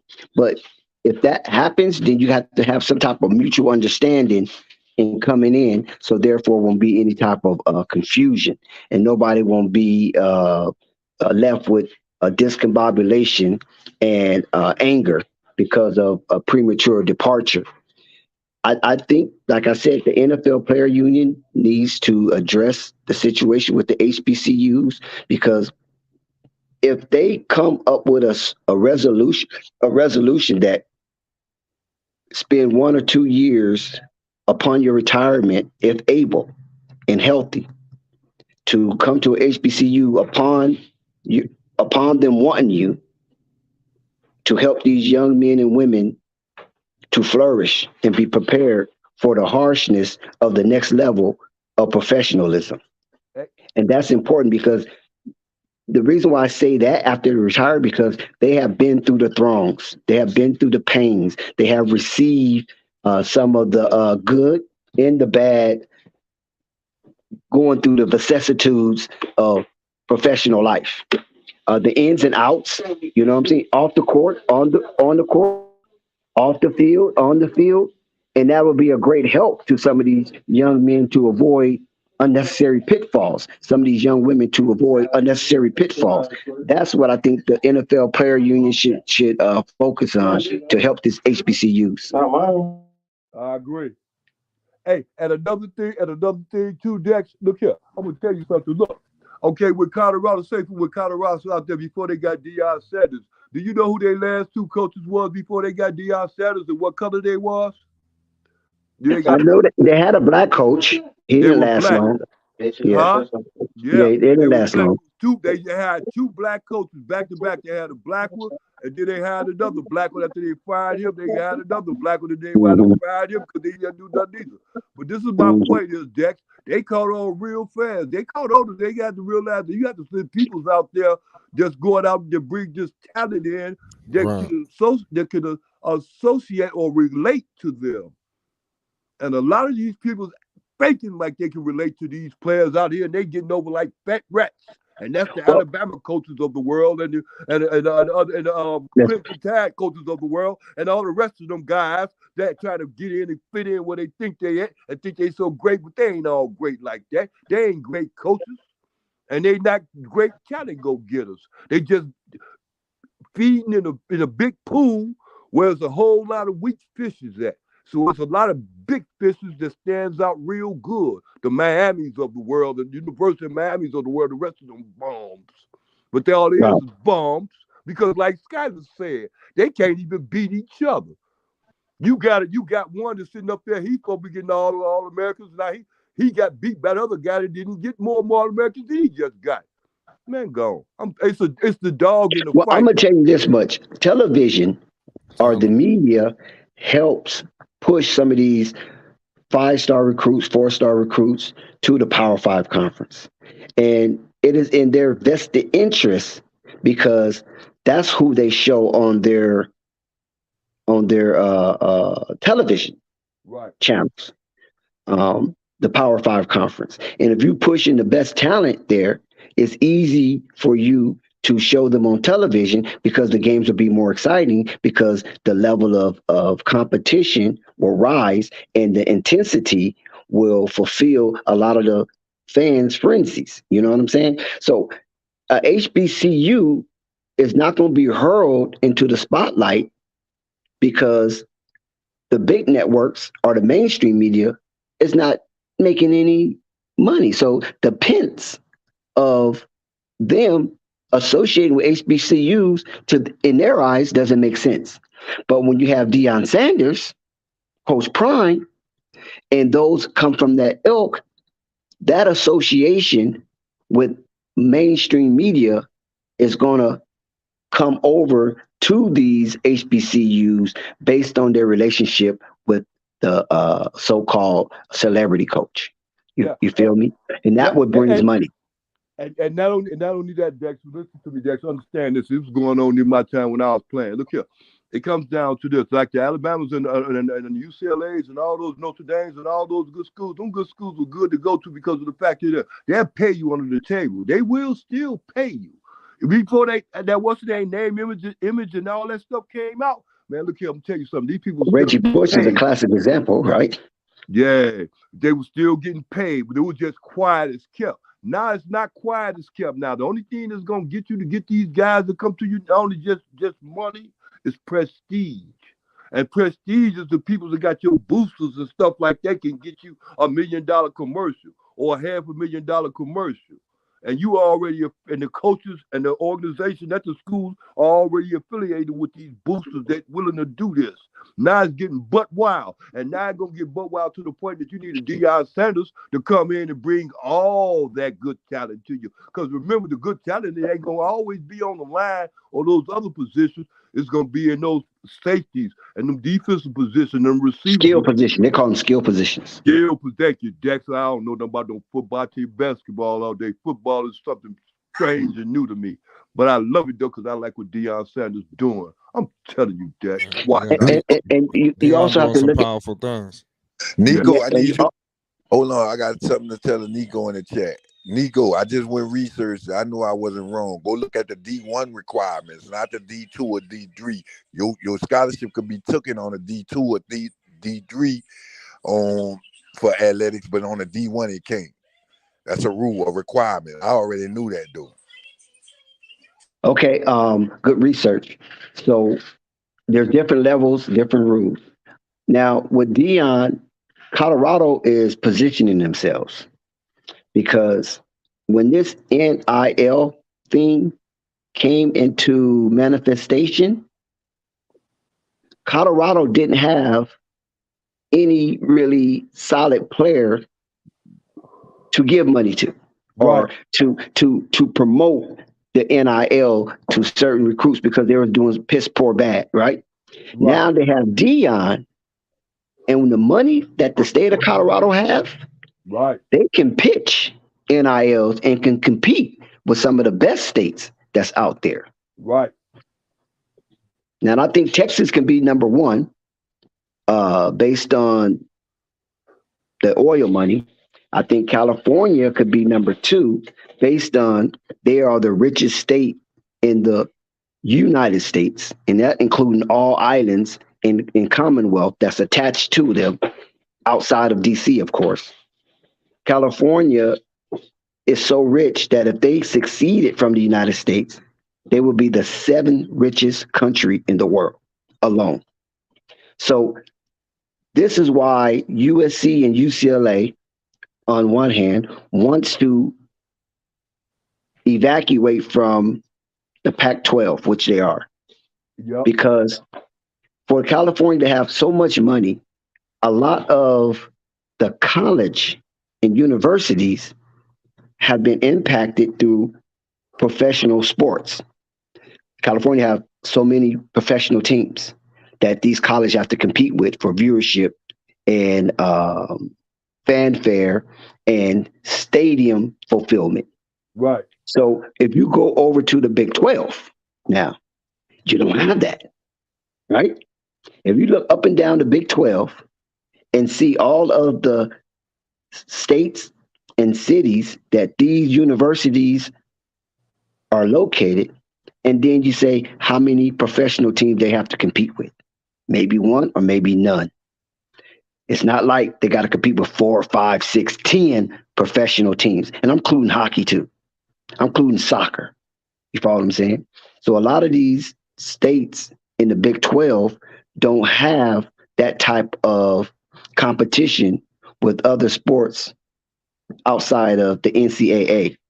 So that means those people who looking for entertainment will flood the stadiums for the entertainment. And when they flood the stadiums for entertainment, and you have prestigious colleges USC and UCLA coming to your city or your state, those games probably going to be sold out every time. Right. We already know what it's like with Michigan and Ohio State, Michigan State, Ohio State, and Indiana. You know what I'm saying? In Indiana. So these type of schools already have 60, 70,000 people at the stadium at Yeah. any given game. Pac-12 ain't doing that. Yeah. Hey, Even Dex, though look here. Hey, Dex, I want to get you out. I want to get you out subject. Please don't let me do it. But look, I want to bring this to your attention. Look here. You know when Coach Prime Deion Sanders was out there at Jackson State. You know, out there at Jackson Mississippi. You know what I'm saying? He was at the university, right? That's only 83% black, right? You understand me, right? But when he go out there to he Boulder, white. Colorado, when you go out there to Boulder, Colorado, you know that student found that student body is 87% white.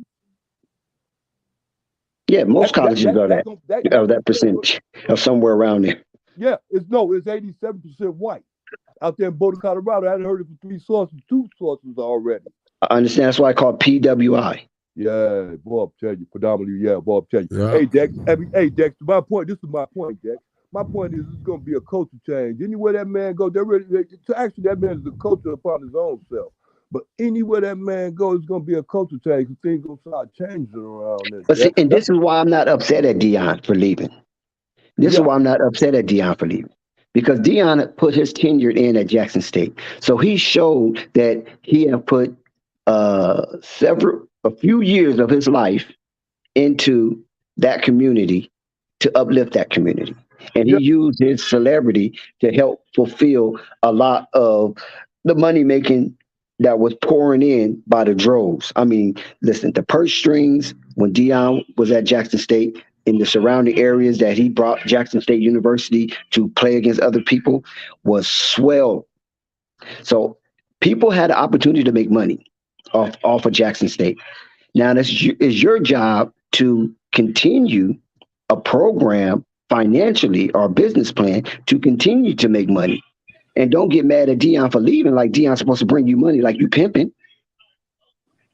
Yeah, You know what I'm there was saying? way too much of that going on. That's how people was feeling when his departure happened. I mean, that's the kind of the sentiments everybody was feeling, don't you think? But that's backwards. And see, that's what's wrong with us as a people. To be honest with you, Talk to we him, looking Dex. for too many handouts. And Deion was considered a handout because prior to him getting there, the conditions was very impoverished, right? So Right. Deion left Jackson State in a better condition than he found it. What is to be mad at? So grow from that. Grow from that. Grow from that. Grow from that. You understand what I'm saying?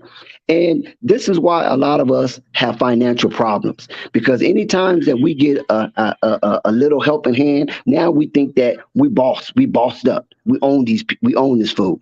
We own this broad. You feel what I'm saying? Right. Because she's looking out for me. And we forget to use our God-given talent, which is our brain, to say, okay, I'm getting help now, but I don't know how long this help's going to last. So let me figure out something or plan to be able to sustain myself if this help decides to leave. Because if we start depending on people outside of our own self, that's when we get in trouble. Because what happens if that help that's helping us get hit by a bus Right. and unexpectedly leave our lives? What are we going to do then? Right. Be mad at the bus driver? Yeah. Well, Be mad at God? What I don't get, and what out the whole happened? situation. And what happened? And what happened if you mess around and get hit by a bus, and then all of a sudden you ain't got you So can't get Survivor, I'm not talking about for Jackson State. I'm talking about for the surrounding area. The only reason I'd be mad if he Okay. left, and this I hate to say this the only reason why I would be mad if he left. If he would have left and we had a nigga football league. We don't have a nigga football league. So what he did was a lateral move that's benefit him. And what I mean by that is, all right, you want him to stay in the all-black college, but you want him to promote the kids to go to the all-white owner. That don't make no sense. It was a white guy. It was a white guy that dropped the ball. You get where I'm coming from? No, because it was a white guy that dropped the ball. Oh, Dex, you don't get where I'm coming from? Nope, because it was a Yeah, I white get guy where that you're coming dropped the from. ball. Listen what I'm saying. They saying he let the black people down. That's the reason they say he left, right? He was saying this. Whoa. What about the But white you guy that want dropped the ball? what white boy Let, dropped the let him ball? finish, Uncle Vern. Well, answer the question. What about the Man, white? this bigger Did than he what let I'm him talking down? about. We ain't talking about the white boy that dropped the ball. Are you talking Just about the other because it's guy? just because it's an HBCU, that don't mean Hey, white people can't go there.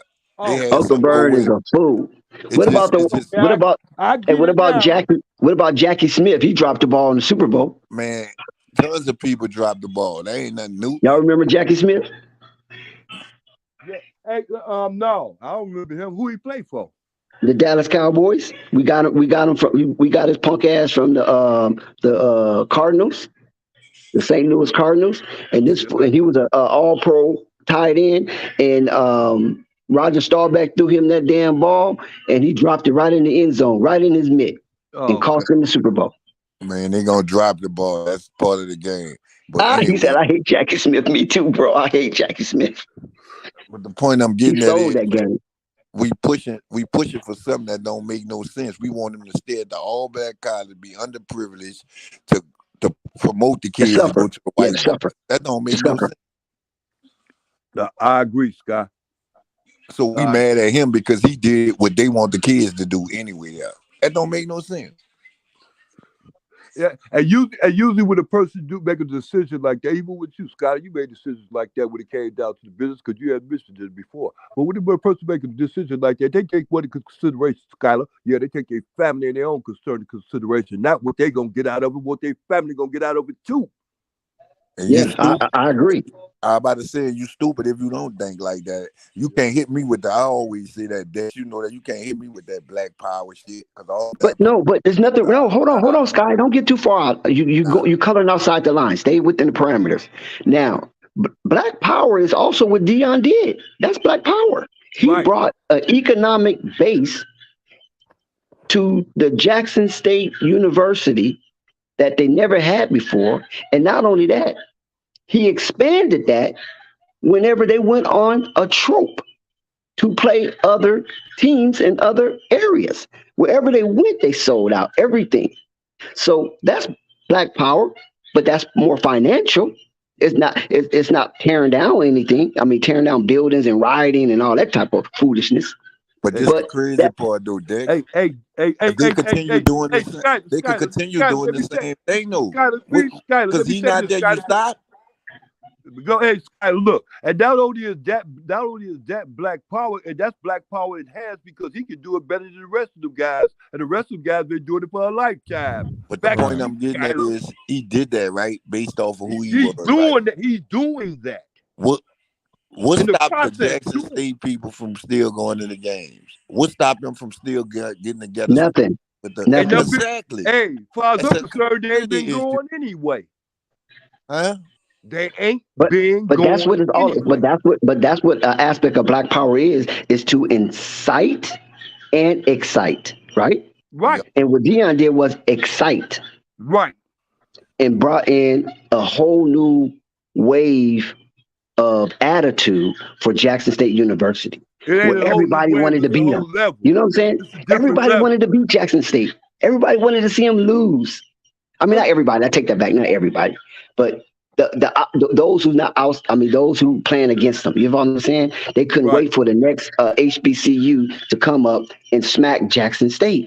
Yeah. So Well, hey, that right Southern there don't want brought. them to be good. Yeah, but that garnered so. I mean, that garnered and galvanized so much interest. That's why everything was being sold, and that's what it's about. Dion was a salesman, and he sold Jackson State. But Yeah. now it's time to So move on. Yeah, now it's time to move on to greater adventures because we don't know what his dreams are. See, we can't hold Dion hostage based on our projection of him. We don't know what his dreams are for his family. We don't know if he grew up as a child wanting to coach at a Power Five conference. I know it wasn't Power Five when he was a child, but at one of these universities that get nationally recognition. We don't know that, but he still, if that was part of his dream, a part of his journey was to stop to help some young black men and women that he could influence within his sphere while he was at a HBCU. We can't be mad at that. I don't understand. because he could have never went to a HBCU, but he did. Yes, they paid him, but what he brought in, he was undervalued, but he still stayed. He had some turmoil there, some disagreements. You follow what I'm saying? He had some challenges there, but he put those years of his life at an HBCU and influenced those who was within his sphere. That I celebrate. Now, when he move on, I'm not mad. I'm not saying he's a sellout because he move on. You follow what I'm saying? Because I don't think I would be a sellout if I moved on if a grander opportunity happened. That don't mean he's disconnected from Jackson State. Now, people might be upset because they have fruitful mindsets. I'm gonna be honest with you guys. A lot of us have fruitful mindsets. We'll go out and do something spectacular with our clothes, with our jewelry, and then can't pay the rent. Argue with the rent man when he come to collect. Is that word fruitful the It's same word crazy. as fruit? Is that word fruitful the same word as fruit child? Yeah, fruitful. Exactly. Okay, but okay, I'm getting the right understanding. You lost me because I didn't know what fruit was. I know fruit is, the multiplied, like fruit. I'm very, like a girl sees fruit, she had kids all the time. Every time you mess with her, she got a kid. That's fruit. Right. That's what So, but yeah, I meant fruitful. So okay. when you have that type of mindset, that is projected on everything that you feel should be the way you think it should be. So respect to Deion and his motivation and his ambition to be what he is, and shame on some of us who wants to project less of him and want him to surrender his dreams while they still do the things that they want to do. You feel me? Yeah. Hey, Jack, I know you did that a couple of times before. I used to always include you, even with the retarded was, you put yourself into the retarded was to make them understand they think you're retarded. Sad. Because Am I, but am I right, Jack? just like Lamont Simmons just said right there, and Lamont, I'm glad you regurgitating this information because we talked about this when this first broke that Deion was leaving. Is that now he's in a position to even help Jackson State come on the Colorado schedule. We can play Jackson State as an out of conference team, Yeah. and instead of Jackson State getting pennies on a dollar, we're going to give them what they deserve Right. because Dion was an advocate of Jackson State asking for more money Yeah. to play these big teams where the competition was greater. My girl, please, I mean, cut that shit. Oh, please, my girl. That Jackson State deserved more money based on these kids being ramshacked by these powerful universities, and then the coach have to come back and reassemble these men mentally and physically, and have them up and ready in armor for the next game. So now he's in a position where he can do that. The same thing that he was advocating, now he's in a position where he can enforce. So that's two different dynamics of Black Power, right? One minute you advocate, then you want to get into that position where you're able to enforce what you advocated. Right. Just like I say, look here. The police pull me over and they want to beat me up. I said, look here, in the meantime, you beat me up, I'm important, and I'm going to make one public telephone call, and then you're going to get a telephone call, and you're going to be fired. And the next thing you know, 10 minutes later, he got that telephone call, and he got to turn his badge, gun, and everything else in. He didn't know who I knew, did he, Dex? Right, exactly. You don't know who I know. You know what I'm saying? I know motherfuckers that know motherfuckers. Motherfuckers, I'll tell you. Back to you. Yeah, so I'm saying we have to look at it that perspective as well. How Dion is in a position now to play HBCUs. I'm quite sure he's going to play Ed Reed, Bethune-Cookman. See, listen, guys. Let's cut through the chase. You don't think Deion Sanders talked to some of his buddies, and tell them what a grand opportunity they can have if they go and sacrifice? Not really sacrifice, but go and put in some quality years at HBCU where you can go from there. He went from getting paid $500,000 to $5 million. He Isn't set that the like blueprint. 5,000 times the value? from That's the 500 to 5,000, like 500 times the value that he was getting Right. at Jackson State. Yeah. Not to say Jackson State is trash or is bummy, but you leave room for the next man to do it.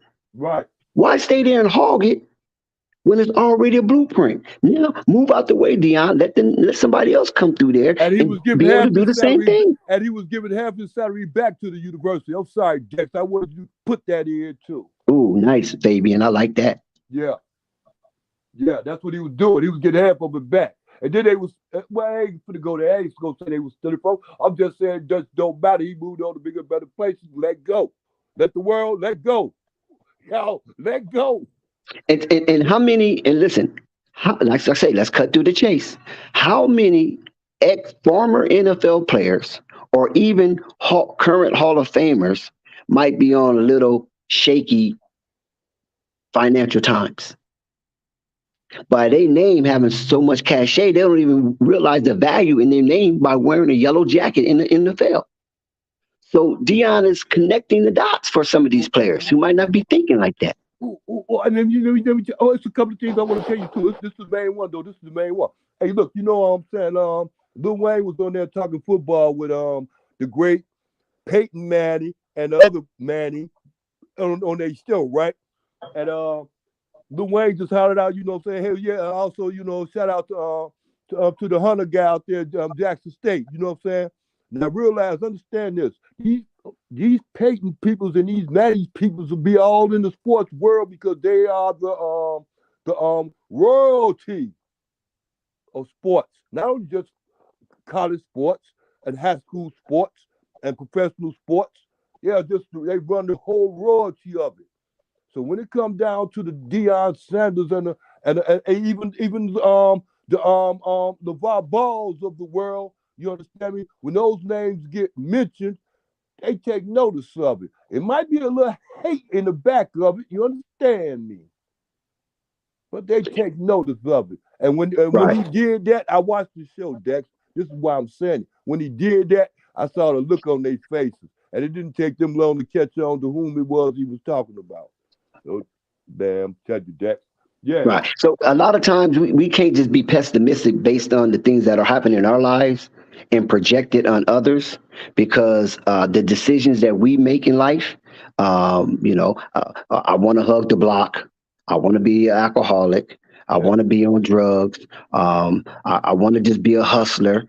You know what I mean? I want to be a scammer or whatever. And things befall us that we might not have been ready for. So we get angry at the world.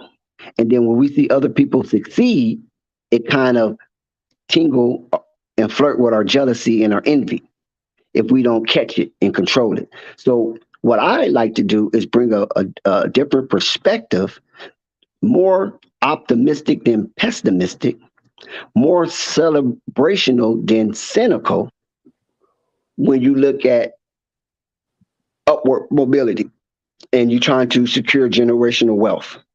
It's like leaving a mom and pop soul food spot and becoming a general manager for a franchise.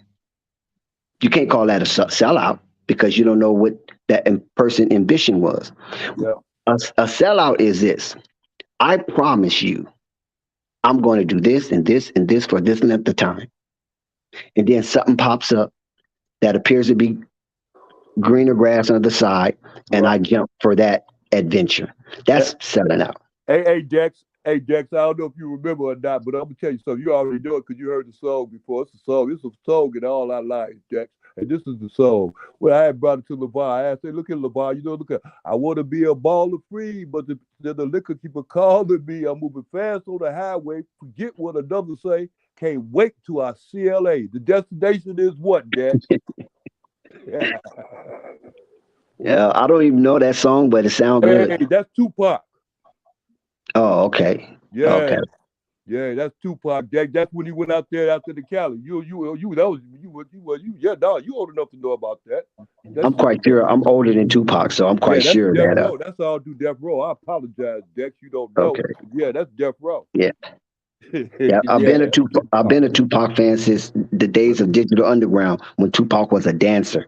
Yeah, And he he broke took. out with same song, that verse Yeah, on same song. That sold me right there. But I was You in go back Oakland that when far? that was going on. I was in Oakland when he came out with that. With what's the name? With what's the name? The nose, the Digital Underground nose, the third note. What it do with the nose? I was in Oakland then at the time oh when that yeah, came out. Humpty Hump, Humpty Hump. Yeah, I was in Oakland then Shock at that G. time. Shaka G. Yeah, right, right. When they did the what's the name, bringing them in over the thing with Yeah, that's his alter ego. yeah, Yeah. yeah. I was in Oakland then when that You came know, out. he was one of the ones who started that. I mean, it started with a song with UTFO, right? I forgot the name of it, where they use their alter ego, and then but Humpty Hump was one of the first ones to actually embody that, Yeah. an alter ego, and then Eminem took it to a whole nother level. But Oh. yeah, Humpty Hump was Hey, one of the first to hey, embody hey, an alter hey, ego. Jax. Later older the fruit. I'm gonna tell you something. You ain't up on it now, but later older the fruit is another brother that had that alter ego too. But he's dead right now. But what's his name? Mo3. Yeah. Oh yeah, but that's later down the line, though. I mean, what I'm saying, I that's know. later I'm down the just line. saying you'll figure that out later because later Yeah. on down the line you'll catch Shout up out with to that. RP Mo 3 D Town. Right. Yeah, yeah, rest in peace. Yeah. But yeah, he got that alter ego too, Dex. I'm telling you, man. There's a lot of people out there do. Dude got it too. The one out there in Mystical had an Louisiana. alter ego, Yeah. and then he kind of backed away from it. He had an Yeah. alter ego, but then he got in trouble, so he backed away from that alter ego. Yeah. But Eminem was probably the best one to actually, Utilize it. yeah, utilize it and then just reap the benefits.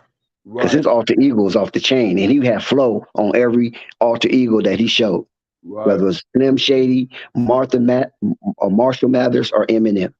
Right. I got you. You right. I agree. But yeah, we kind of got off topic a little bit. But yeah, I just believe flight that Ed Reed is he's going to be one of those type of uh,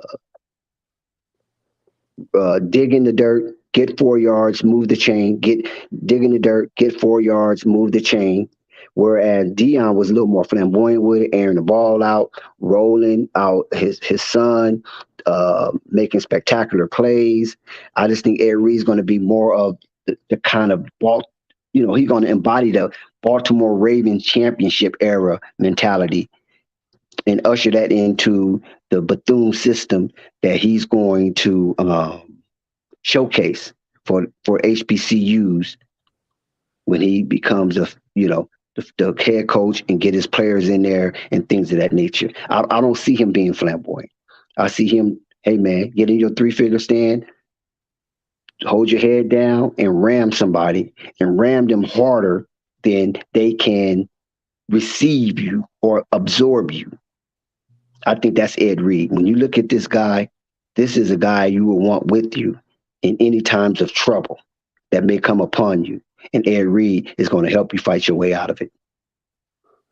Yeah. I agree. I agree with that, but I don't really don't agree with I don't really agree with that all the way because of the fact of this right here, Dex. When it comes down to it, you know what I'm saying? These people spend a lot of money, so even not only in the at the black universities, HBCUs and stuff like that, or the black universities, anything like that, they spend a lot of money in the universities, and they really want to see progress. You understand me? And like you know, people in those type of businesses and that type of firm, they want to see an investment on their monies. So they want to invest into it. They want to see investments on their monies.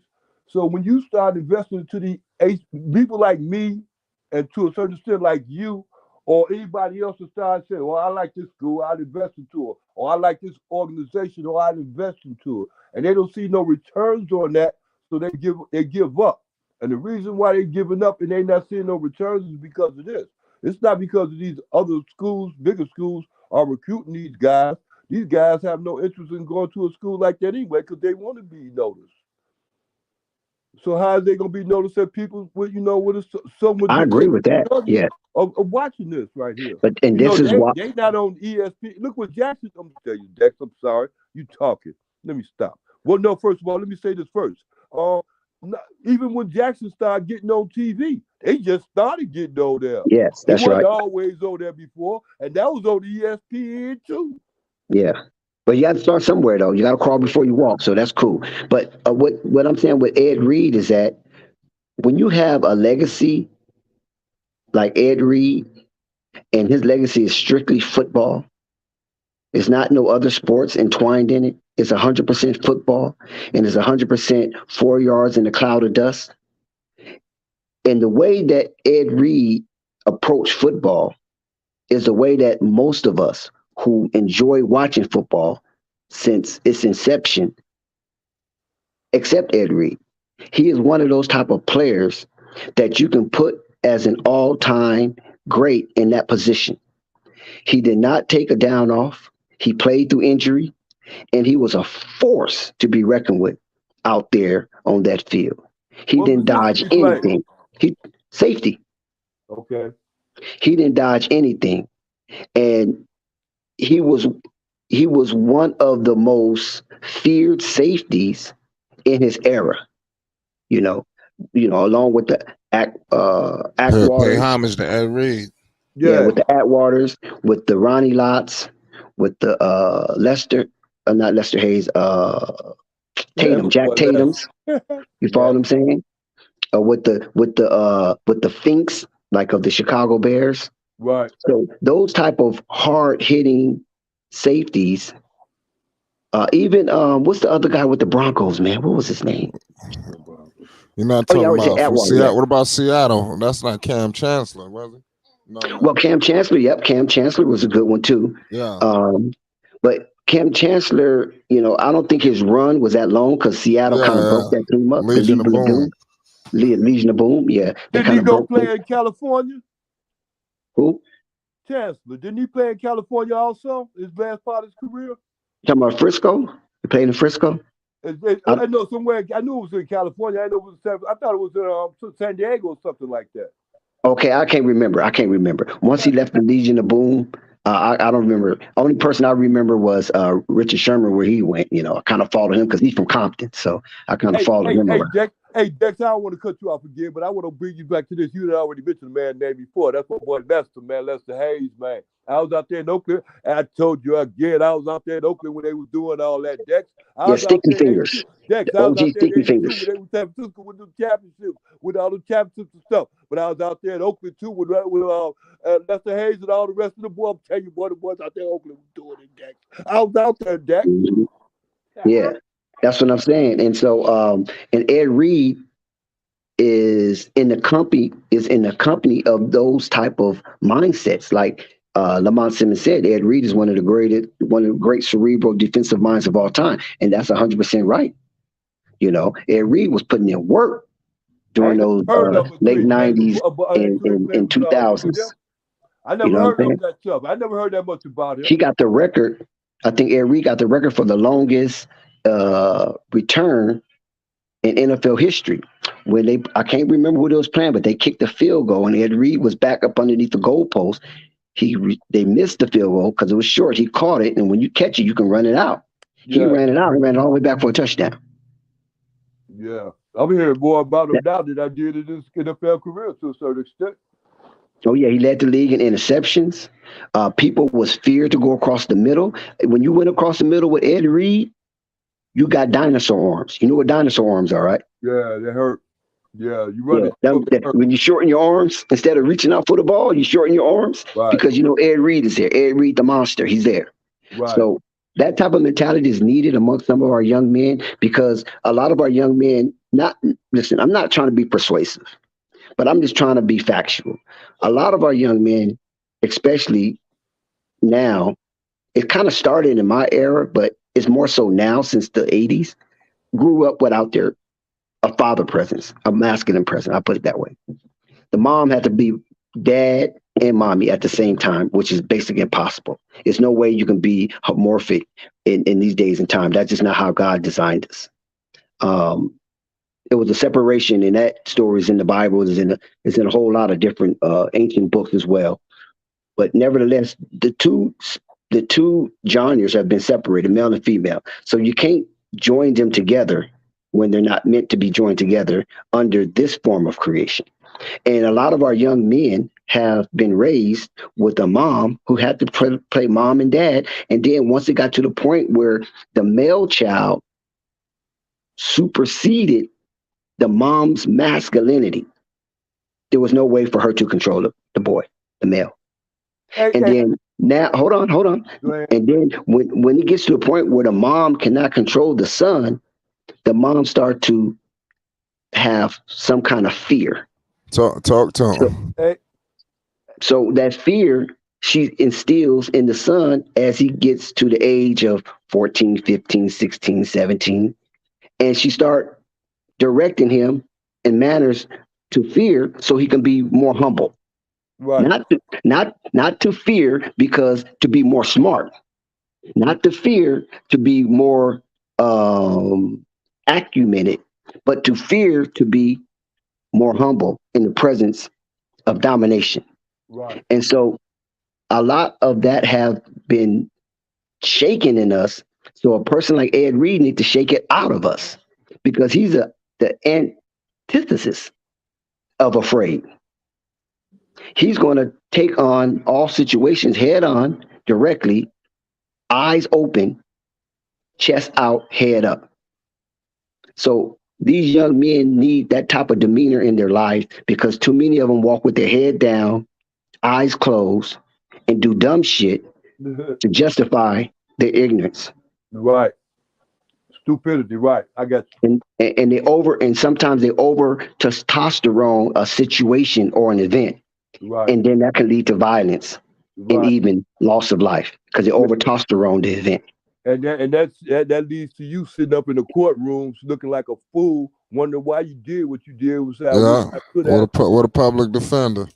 Yeah, oh boy, I'll tell you, And like that's why it's important. Now you see where I'm getting at. yeah, What's up, King Man? And that's why it's important for our young men to have that type of demeanor in their lives because far too often when we over testosterone a situation or an event is only because we don't want to show that we've been raised by mama and we have mama boy tendencies. yeah, So ain't we no punk. overcompensate. That ain't no punk situation. Yeah. Pause. Right. Yep. Ain't no punk. Pause. Exactly. And Ed Reed can bring balance to that. You feel me? Like you don't have to over testosterone the situation. You don't have to you don't have to be too masculine to try to cover for some of your feminine because man is masculine and feminine. And if you override your masculinity and be over feminine, then that's a situation. And if you Right. override your femininity to masculinity, that's a situation. And this is how they come with the term toxic masculinity. Of course, they oversaturated it and they used it in areas that shouldn't be used to basically castrate males from being a dominant species. But in reality, our young men sometimes overcompensate their masculinity based on not having a father present to balance out as an equilibrium your yin and your yang. And that has become a problem in our society. And this is why the death toll on blacks is such at a high rate and disproportionately represented by young men that don't even know how to maintain a bank account. Right. They don't even know how to write a check. They Right. don't even know what asset versus debt is all about. They don't even know how to keep an account ledger. But yet they taking people's heads off like it's a thing to do. Right. Hey, Dex, they gay bagging in Alaska. That's my whole point. You follow what I'm saying? Know it. And whether you want to say it's systematic or not, this is why these NFL players who've been on the gridiron and have went through battles on that 100-yard turf, whether it's artificial or natural, and came out winners. They can relate that to a lot of these young men that are coming in these HBCUs, and even some of these young women as well, because most time these football coaches give speeches on the campus in generalizations of life and try to rally the spirit of these young men and women to be better today than it was yesterday. Yeah. And Dex, my point was this. I'm glad you had said that because this is why what my point was all the time. Look here, I'm gonna tell you something. Stop looking at it like these these predominantly white, these PPWs, whatever you want to call them, however you want to call them, predominantly, whatever you want. Look here. Now stop looking at it like that. Look here. You know what's taking the youth? You know what's taking the youth to keep the youth from getting up out of these schools? Is these streets, Dex. If you don't slow it down the streets, and they gonna get slowed down, Dex. I'm telling you, really, And the you so universities, right. the universities ain't getting nothing but the ones that really want to make it out. And you so right. You know why I'm saying you so right? Is because if you can remember some of the programs of old that was great, a lot of the athletes were young kids given a second opportunity because of their athleticism. Right. Now that they have all these impediments, a lot of these athletes are not even getting past high school.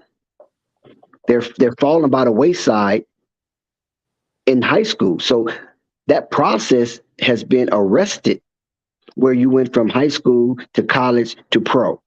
Right. So if you fall out of high school, you're not going to never get into a college program, whether HBCU or Power Five or mid. You ain't going. Exactly. You failed out of high school. Right, because So your direction wasn't to go there. Your direction get changed, like you just said now. Understand it, Dex. Your direction get changed to a certain city in high school. I told you, Dex.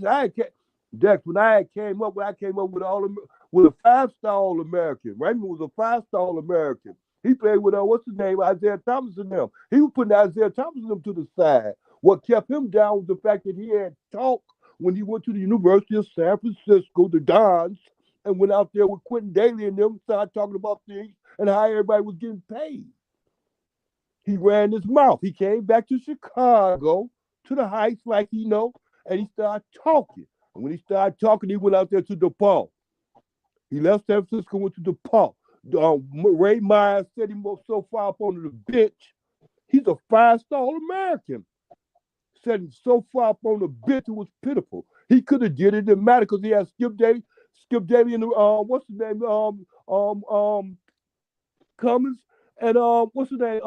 And the other ones. So he could now do that. you talking about Adrian Dantley? Talk. You talking about Adrian Dantley? Say it again. Adrian Dantley. Yes. Adrian Dantley played. What's his name? He played with what's his name? Notre Dame.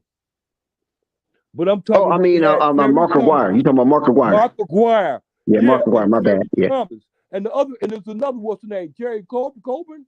Yeah, Terry Cummings. Terry Cummings. Yeah, Cummings. Cummings was my mother's preacher.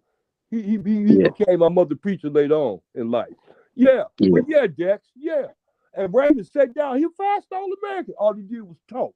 And it got to the paper. You know, when it got to the paper, he did the interview with what's his name? That guy to be on the old guy, to be with the white guy. What is his name? He be on the sports all the time. The black guy. Oh, Shannon Sharp? No, not Shannon Sharp, the older guy. He be with the other guy too. They do the 18 second or the 24 second thing. I don't know. I don't watch too much old media. Mark Wobin or something like that. What's his name? Oh, Wilbon. Wilbon, yeah. Yeah, Michael Wilbon. Thank you, because he was a sports writer for the Sun-Times. Right, yeah, he's Chicago cat. Dex.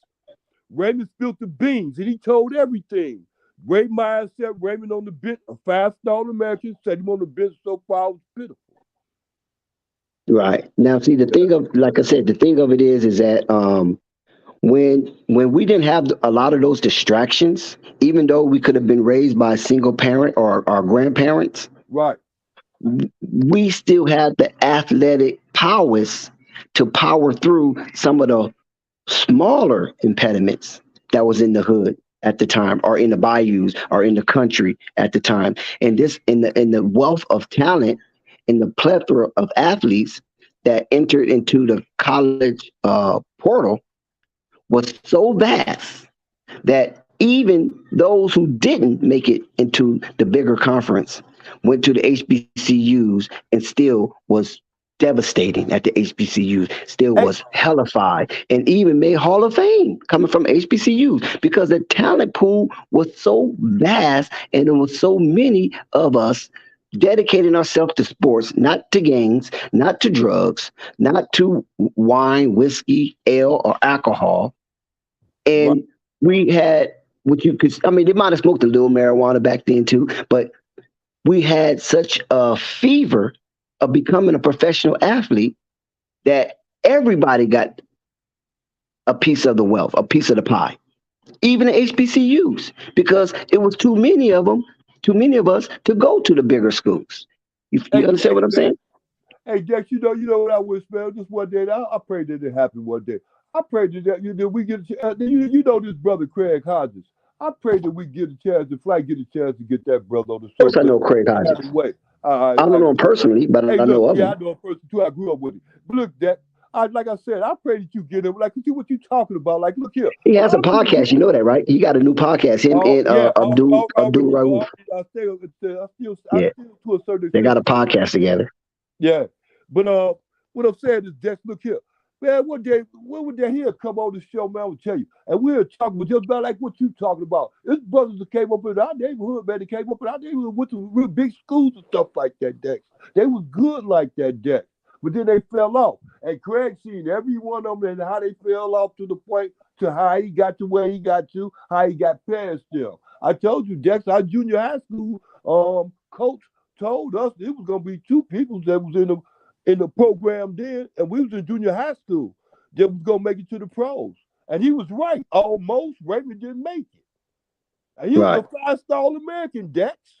And this is why it's important for a man of the stature of Ed Reed to be able to proceed to engage and encounter our young brothers and sisters at these HBCUs in order for them to derail the pitfalls that may befall them or in front of them. He can give them fair warning and tell them the path that he chose to bring him to the status of a Hall of Famer, one of the greatest to ever play to position of safety, and also one of the greatest college players in the history of college football. And that is something you cannot buy. Yeah. Yeah, it is. Yeah. And one thing, another thing you can't buy is the will and the aptitude to succeed at what it is you go at, Dex, within that kind of lifestyle. Because you got to sacrifice some things for another. And really, the things that you have to sacrifice really ain't that much anyway. Because as you're growing and you're going, you find that they really not important anyway. But sometimes it is important because money is an important thing. So you have to think twice about that. And you have to think twice about your family. So that's why you take those things into consideration. You just don't go through them nonsense in a nonsensible way. You know what I'm saying? You don't get 100,000 and then better 100,000. Yeah. But yeah, that's how life is, Dex. You learn, you live and learn. Yeah. Yeah, Uncle Vern. That's why I don't understand.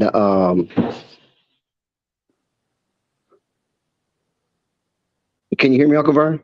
Oh yeah, I hear you real good. Yeah, and that's why I can't stand the animus that was hurled towards Deion upon his departure because he brought an enormous money pool. So the the hostility and the campaign to make it seem like he was a sellout and the bad blood that supposedly was the trail leading all the way to Colorado is unjustified. The Right. enmity, the enmity and the affray that they put forth for Deion was was terrible. I mean, an instance of fighting in a public place that disturbs the peace of this man. I mean, come on, really? Yeah. Like Hey, he have to have some type of ambition, and we should accept that because if I was to journey into a situation like that, and like Ed Reed and Eddie George and all of those from that ilk of the NFL that was prominent because Eddie George was a Heisman Trophy winner. Eddie George was a member of the Dallas Cowboys, so he got a lot of publicity in his tenure in the NFL. Why is it so hard to mention names, Jack? Say that again. Why is it so hard for you to mention and think of names? Because look at we talk about the NFL. Right now, your conversation's on the NFL. A whole lot No, of stars that no, came from the hold on, Vern. Hold on, don't go on a tangent now. I know you have a tendency to do that quite often. What I'm saying is that Eddie George was a prominent college player. He was a good NFL player, right, and now he's an HBCU head coach. right. So he's in that same lineage of the Deions and now the Ed Reeds, and it's a couple of more. I think it's a couple of. I think Hugh What Jackson. about the O.J. Simpsons of the world?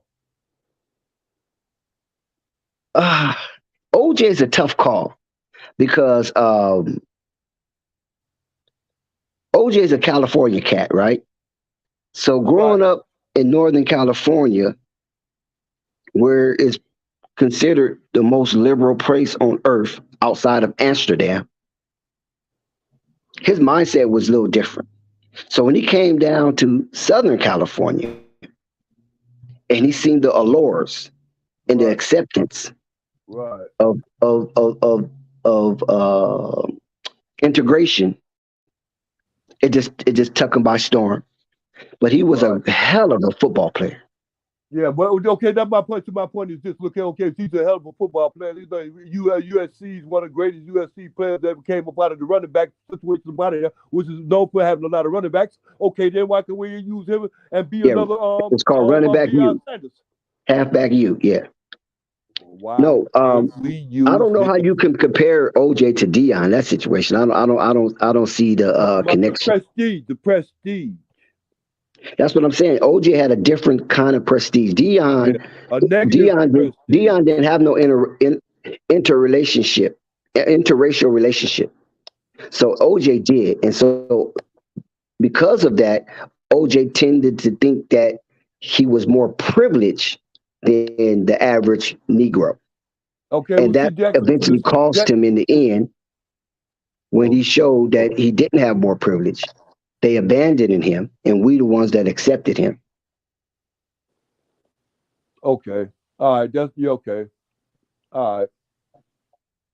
All right, I get you as far as that understanding go. I get you. So it's a question mark there, a big question mark. Yeah, that was another kind of skirmish through the media that OJ was fighting. See, his war was with those who sided with mainstream media. We as black folks rarely side with mainstream media because we know how mainstream media carry us and depict us. I see, In hey most Jack, occasions, it's not I have positive. to I have to disagree with that because I know it's mainstream media that got the haters as far as Deion Sanders go, which we what we talking about against him because they want to see it one way. There's a lot of haters. About a lot of them, I don't think the and they make mainstream it media music dictated and that. I making a lot of disagree. money doing so. I think the mainstream media enhanced it, but people on the grassroots levels was already in defiant to Dion leaving because they felt it was too premature. Jackson State wasn't ready for his departure just yet. Well, So he told Shannon that he had told what's the name the governing board of that university that he'd give him 2 years. He gave him 2.5 years. I'm not talking about that aspect of Jackson State because we already know what the agreement was with the administration. I'm talking about the people on the grassroots level in the area in the community. That's the people I'm talking. When I say What grassroots, the that's internet grassroots. community or the living community? Because the living community ain't got water, and nobody faced that situation yet. Yeah, I'm more so on the community around Jackson State who was benefiting tremendously and financially off of the presence of Deion Sanders. Those people felt he left prematurely due to the fact that they ill planned and they wasn't ready for his departure. So it's a reflection on their business acumen, knowing that they got a spark and they didn't take advantage of the spark. Just like people got that stimmy and didn't take advantage of the stimmy. Instead of buying property, them people was buying jewelry and going on lavish trips. So when the stimmy run out, All you got is memories. Yeah. Well, I came to the conclusion that you came like this, but I don't understand it. But I know one thing. It's hard to invest in a place that's really that's not invested in itself. I would say that. But nevertheless, Ed Reed is embattled, and we appreciate his battle testings. And I believe he's going to bring such a strict rigor approach to Bethune-Cookman in order to separate the wheat from the chaff. Because you got to know who you're going to battle with. And there cannot be no indecisiveness, no shakiness, no hesitation. You have to turn your holes and pruning hooks into swords and be ready for war every single down, not game, not quarter, not half, every single down.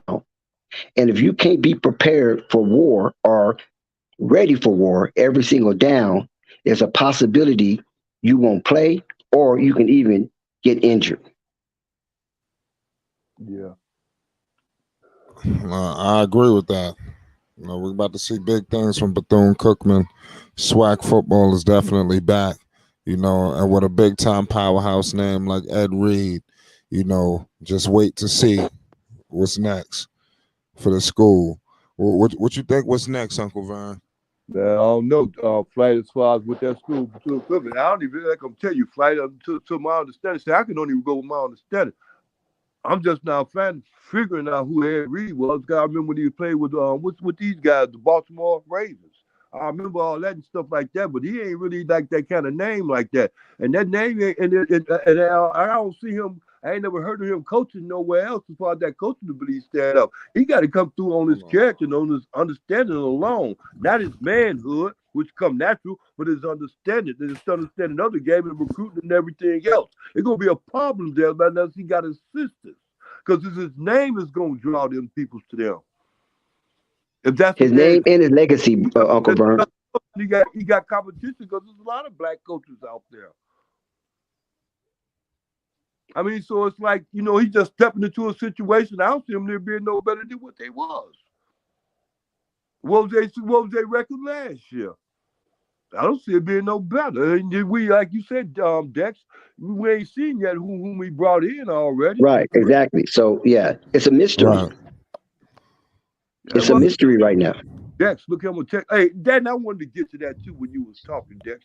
It was a thing you had mentioned, boy, and you mentioned it. It was a good thing, the best thing that ever happened to college sports. That's the portal. Thank you, Dex. Yes, sir. It's real fast because of that portal thing. You ain't gotta wait.